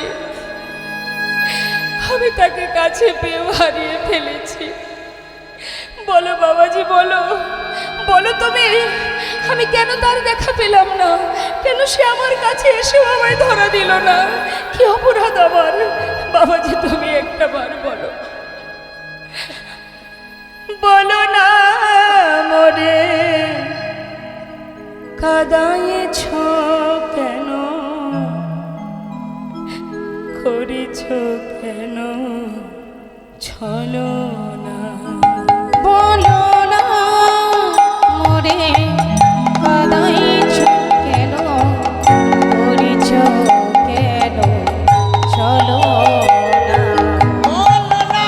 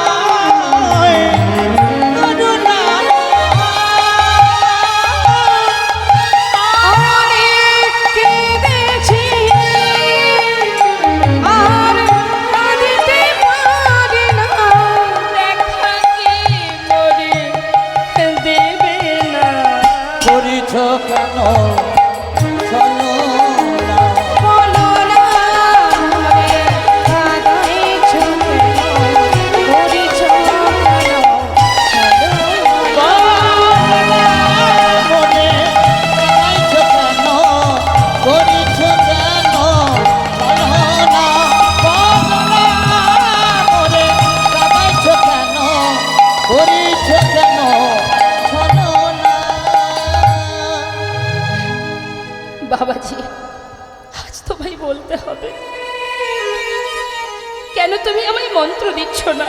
কেন কেন দীক্ষা দিচ্ছ না বলো? বাবাজি আবার বললেন, তোমার এখনো সময় হয়নি, ফিরে যাও। যত সময় তুমি না বলবে আমি তোমার চরণ ছেড়ে কোথাও যাব না। আজ তোমাকে বলতে হবে কোন অপরাধের জন্য তুমি আমায় মন্ত্র দিচ্ছ না। বেশ, তাহলে শোনো লালা, তোমাকে মন্ত্র দেব আমি, তার উপযুক্ত সময় তো এখনো হয়নি। জানতে যখন চেয়েছো কোন কারণে মন্ত্র দিচ্ছি না, সেটা হলো তোমাকে বলেছিলাম তুমি সবার ঘরে ভিক্ষা করবে, প্রত্যেকের ঘরেই তুমি ভিক্ষা করেছো, কিন্তু একজনের ঘরে তো তুমি ভিক্ষা করনি, সে হলো জগৎ শেঠ। কেন যাওনি তার ঘরে ভিক্ষা করতে? বাবাজি, ওদের সঙ্গে আমাদের একটু পুরানো দ্বন্দ্ব আছে। কি জন্য দ্বন্দ্ব? জমিদারি ছিল, জমিদারির কারণে। এখন কি তোমার সেই জমিদারি আছে? না। তুমি কি জমিদার আছো? না। তাহলে দ্বন্দ্ব কেন থাকবে লালা? যার সঙ্গে এত দ্বন্দ্ব বিবাদ আছে তার ঘরে গিয়ে নত মস্তকে মাথা নত করে গলবস্ত্রে এক মুষ্টি তণ্ডুল যদি তুমি ভিক্ষা করে আনতে পারো, তবেই তোমায় আমি মন্ত্র দেব। হরিবল হরিবল। তাই জেনে রাখবেন বাবা, ধর্মীয় কাজ, শুভ কাজ, আপনার বাড়িতে বৈষ্ণব সেবা, ভক্ত সেবা, ভগবত সেবা যেটাই করুন না কেন, ভিতরে যদি কখনো হিংসা কালিমা থেকে থাকে কারুর প্রতি, আপনার বাড়িতে হরিবাসর হচ্ছে, কোনো ব্যক্তির সঙ্গে আপনার বিবাদ দ্বন্দ্ব আছে, তাকে বাদ দিয়ে আপনি বাড়িতে অনুষ্ঠান করছেন, জেনে রাখবেন আপনার সেই অনুষ্ঠানই কিন্তু ব্যর্থ হবে। বিনিময়ে কোনো ফল, কোনো কৃপা প্রভুর কাছ থেকে পাবেন না। কারণ আপনার ভিতরে যে হিংসা আছে, যে ক্রোধ আছে, কারোর প্রতি অভিমান থাকুক, ক্ষোভ থাকুক, সেটাকে দূরীভূত করে যদি নতমস্তকে তার কাছে গিয়ে তাকে নিমন্ত্রণ করে তাকে ঘরে এনে সসম্মানে যদি তার সেবা দিতে পারেন, তবেই আপনার সেই যজ্ঞ সার্থক হবে। তাই গৌর। তাই বাবা, এই জন্য লীলা শ্রবণ করতে হয়। জীবনের কিছু কিছু ভুল সেগুলো সংশোধন হয়ে যায়। আজ দেখুন মা, লালা ভিক্ষার ঝুলি নিয়ে চললেন চিরশত্রু, এতদিনের যার সঙ্গে দ্বন্দ্ব বিবাদ, সেই শত্রুর ঘরে আছে ভিক্ষা করতে। গিয়ে পৌঁছালেন দ্বারে, ভিক্ষাং দেহি। মস্ত বড় জমিদার লালা, তার কাঁধে ভিক্ষার ঝোলা, চোখে কৃষ্ণ প্রেমের বাড়ি, সারা গায়ে কৃষ্ণ নাম, বদনে কৃষ্ণ নাম। এহানো বেশ দেখে দাড়ি কোনো কথা না বলে চিনতে পেরেছে, তাই দেরি না করে তাড়াতাড়ি করে কিছু মূল্যবান বস্তু তাকে দক্ষিণা ভিক্ষা স্বরূপ দান করবে বলে যেই না কাছে এনেছে, তখনই লালা বলে উঠলেন, দাড়ি, আমি তোমার হাত থেকে ভিক্ষা নিতে পারবো না। তোমাদের যে জমিদার, তাকে একবার দ্বারে আসতে বলো, তার হাত থেকে এক মুষ্টি তণ্ডুল নিয়েই আমি চলে যাব। জানো, যে সম্পদ তুমি ভিক্ষা স্বরূপ দেবে বলে এনেছো, এ সম্পদের ভিখারি আমি নই, আমি ধনের ভিখারি নয় গো, আমি ধনের ভিখারি আমি ধনের ভিখারি কোথায়? নই গো, আমি ধনের ভিখারি নয়, আমি ধনের ভিখারি নয় গো, ধনের ভিখারি ধনের ভিখারি নয়, আমি ধনের ভিখারি নয়। চাই গো যে আমি এক মুষ্টি ভিক্ষা, চাই গো যে আমি এক মুষ্টি ভিক্ষা, চাই গো যে আমি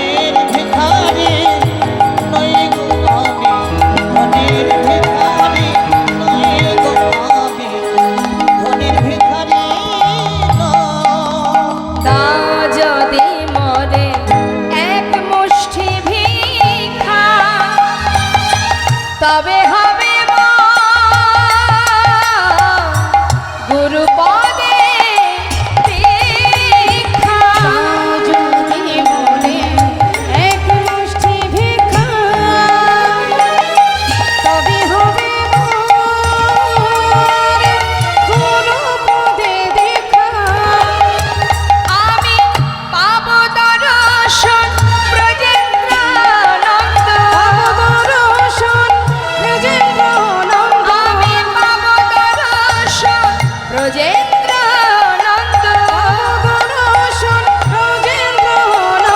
তাই তোমার দুয়ারে রই আমি ধনের ভিখারি হরি বল হরি বল। ধনের ভিখারি নয় আমি ধনের ভিখারি নয় আমি ধনের ভিখারি নয়। দ্বারে ভিতরে গিয়ে জগৎ শেঠকে বললেন, বাবু আপনার দ্বারে আপনার চিরশত্রু দাঁড়িয়ে আছে। এতদিন যার সঙ্গে দ্বন্দ্ব বিবাদ ছিল, আজ সে আপনার দ্বারে ভিক্ষার ঝুলি নিয়ে দাঁড়িয়ে আছে। একবার আপনাকে যেতে হবে, আপনার হাত থেকে তিনি ভিক্ষা নেবেন। জগৎ শেঠ বললেন, নাম কি তার? তার নাম জমিদার লালা বাবু। বলো কি, সে আমার দ্বারে দাঁড়িয়ে আছে? হ্যাঁ, আমাকে একবার নিয়ে চলো, নিজে আমি দেখতে চাই, নিজে সাক্ষাৎ দর্শন করতে চাই।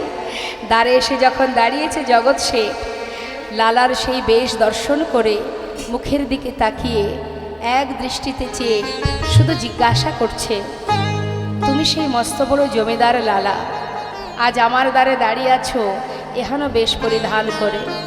জানি না এই বেশ এ কি তোমার প্রকৃত বেশ নাকি কোনো ছলনা? কোনো ছলনা করে আসনি তো? বলে উঠল, বন্ধু এমন কথা বলো না। না না, আসিনি আজ তোমার কাছে বন্ধু কোনো ছলনা।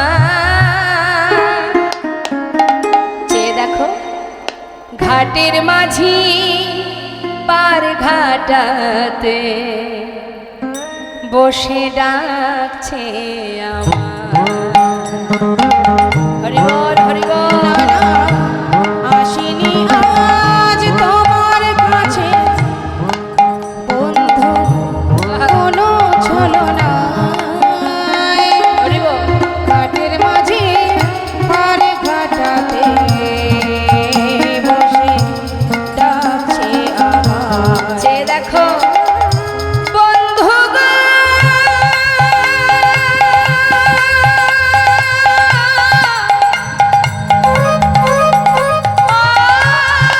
বন্ধু গো, বন্ধু গো,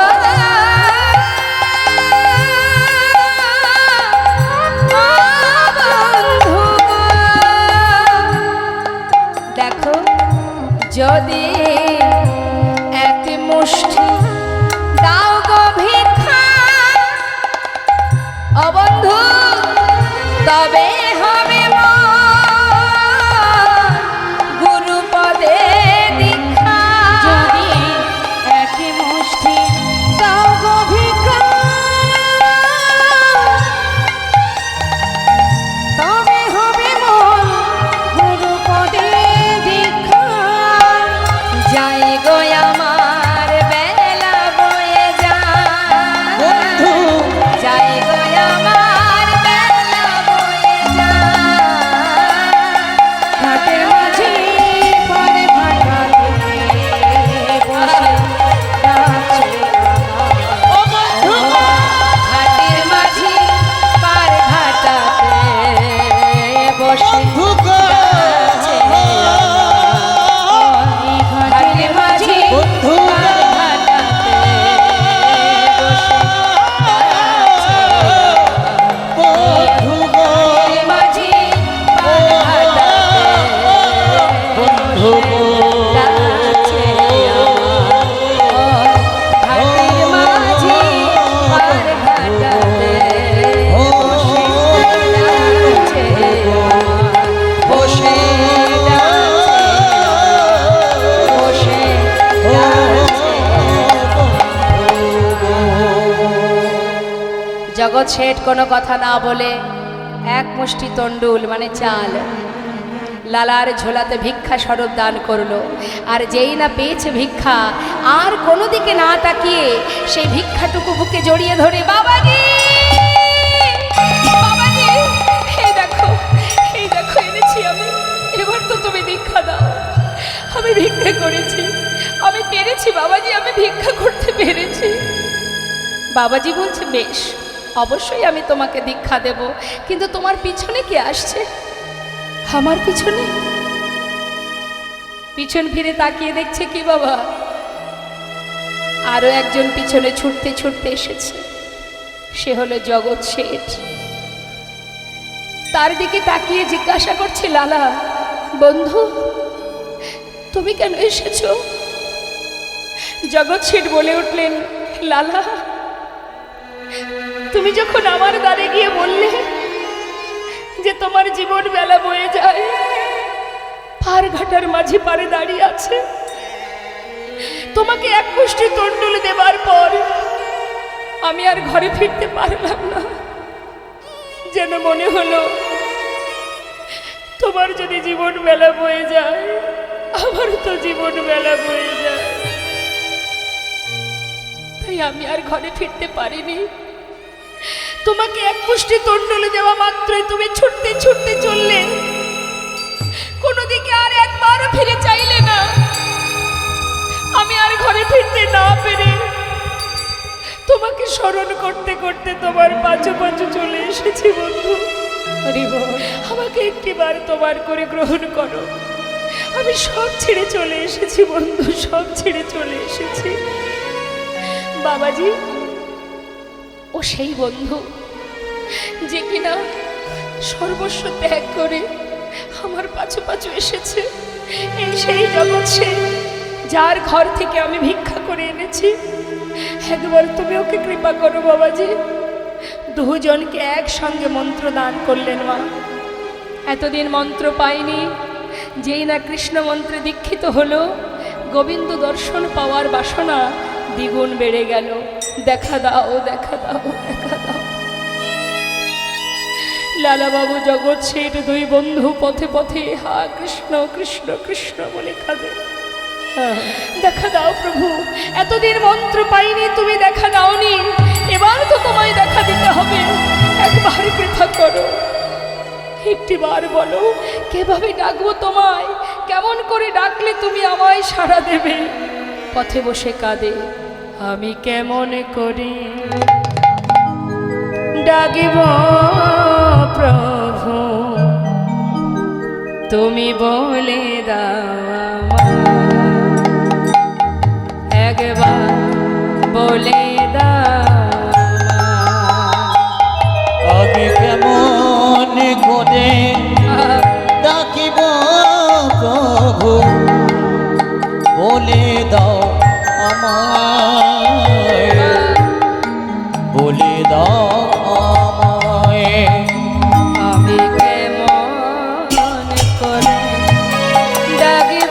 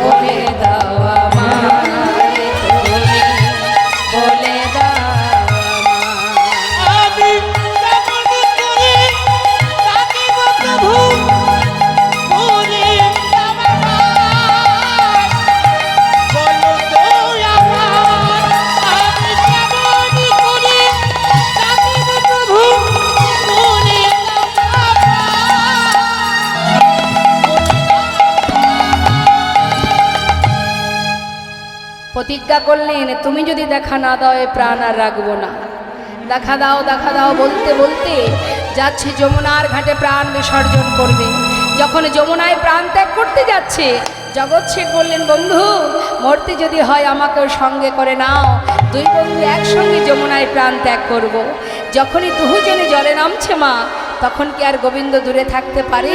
ভক্তকে রক্ষা করবার জন্য বালুরাশিতে যমুনার পাড়ে বালুরাশির উপর ত্রিভঙ্গ বঙ্কিম ঠামে দাঁড়িয়ে ডেকে উঠলেন, লালা লালা। কে? একবার পিছন ফিরে চেয়ে দেখো।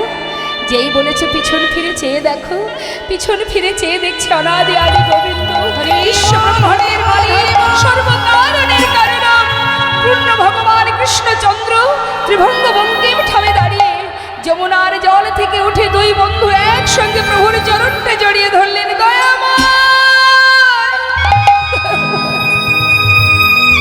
হরি বল, হে হরি বল। দয়াময়, হে করুণাময়, একবার কৃপা করো।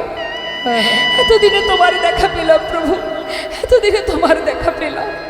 এসো প্রভু এসো, তুমি শুধু আমার চোখের সামনে নয়, আমার হৃদয় মন্দিরে এসো। দুটি বাহু প্রসার করে ডাকছে প্রভুকে। হে প্রভু, একবার যুগল মূর্তি দর্শন করাও। তুমি একা কেন এসেছো? একবার যুগল হয়ে দাঁড়াও, হৃদয় মন্দিরে প্রবেশ করো প্রভু।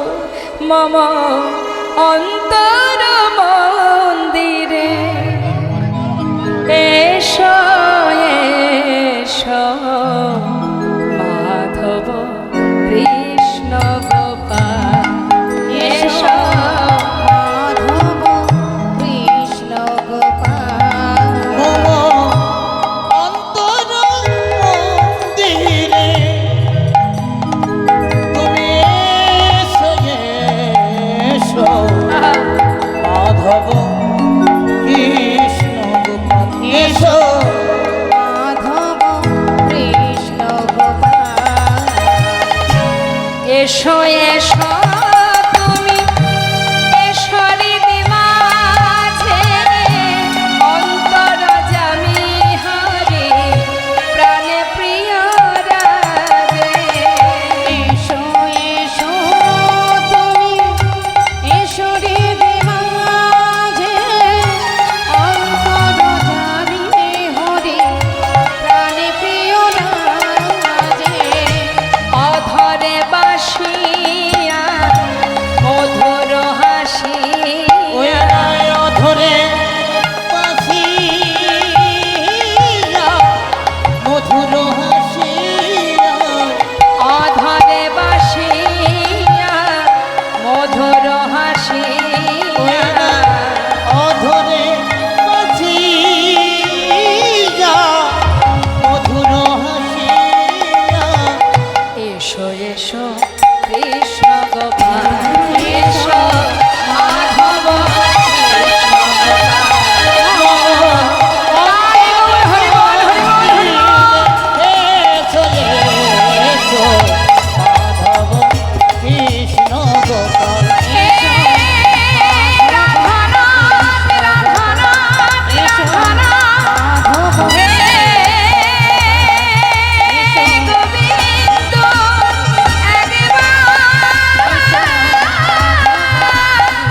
একবার এসো হৃদি মাঝে, ও হে কৃপাময়, ও গো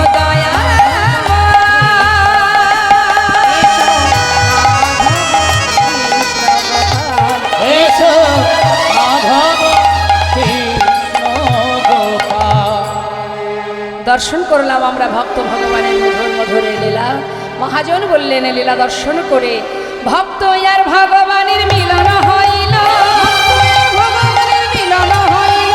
প্রেমানন্দে বদন ভরে হরি হরি বল, প্রেমানন্দে বদন ভরে হরি হরি বল, প্রেমানন্দে বদন ভরে হরি হরি বল, প্রেমানন্দে বদন ভরে হরি হরি বল। আমরা নিতাই গৌরে জয়ধ্বনি করব, তার আগে আমরা দুটো ভজন শ্রবণ করব। ভক্ত অনুরোধে আমরা দুটো ভজন শুনব। যারা আধেশ্বর 10টা হলে হবে না? এত কম? হ্যাঁ, আমরা শ্রবণ করবো দুটো ভজন, সবাই মিলে এগুলো ধ্বনি হরিধ্বনি করবেন। চলুন যাই, আমরা একটা বৃন্দাবনের ভজন শুনি, আর একটা বৃন্দাবনে ব্রজ বলি, একটা হিন্দি ভজন, একটা বাংলা ভজন শুনবো, কেমন? জয় রাধেশ্বর।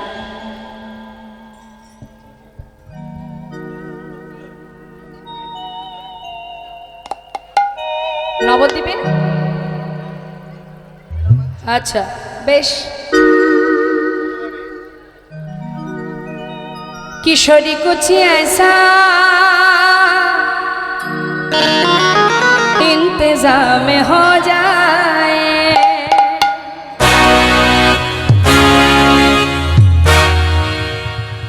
किशोरी कुछ ऐसा, किशोरी कुछ ऐसा इंतजाम हो जाए, किशोरी कुछ ऐसा इंतजाम हो जाए, किशोरी कुछ ऐसा इंतजाम हो जाए, इंतजाम हो जाए, इंतजाम हो जाए, इंतजाम हो जाए, इंतजाम हो जाए, किशोरी को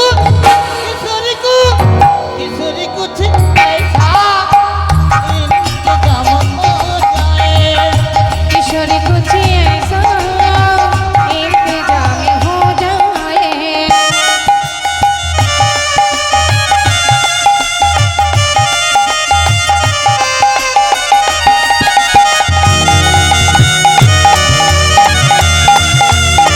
राधे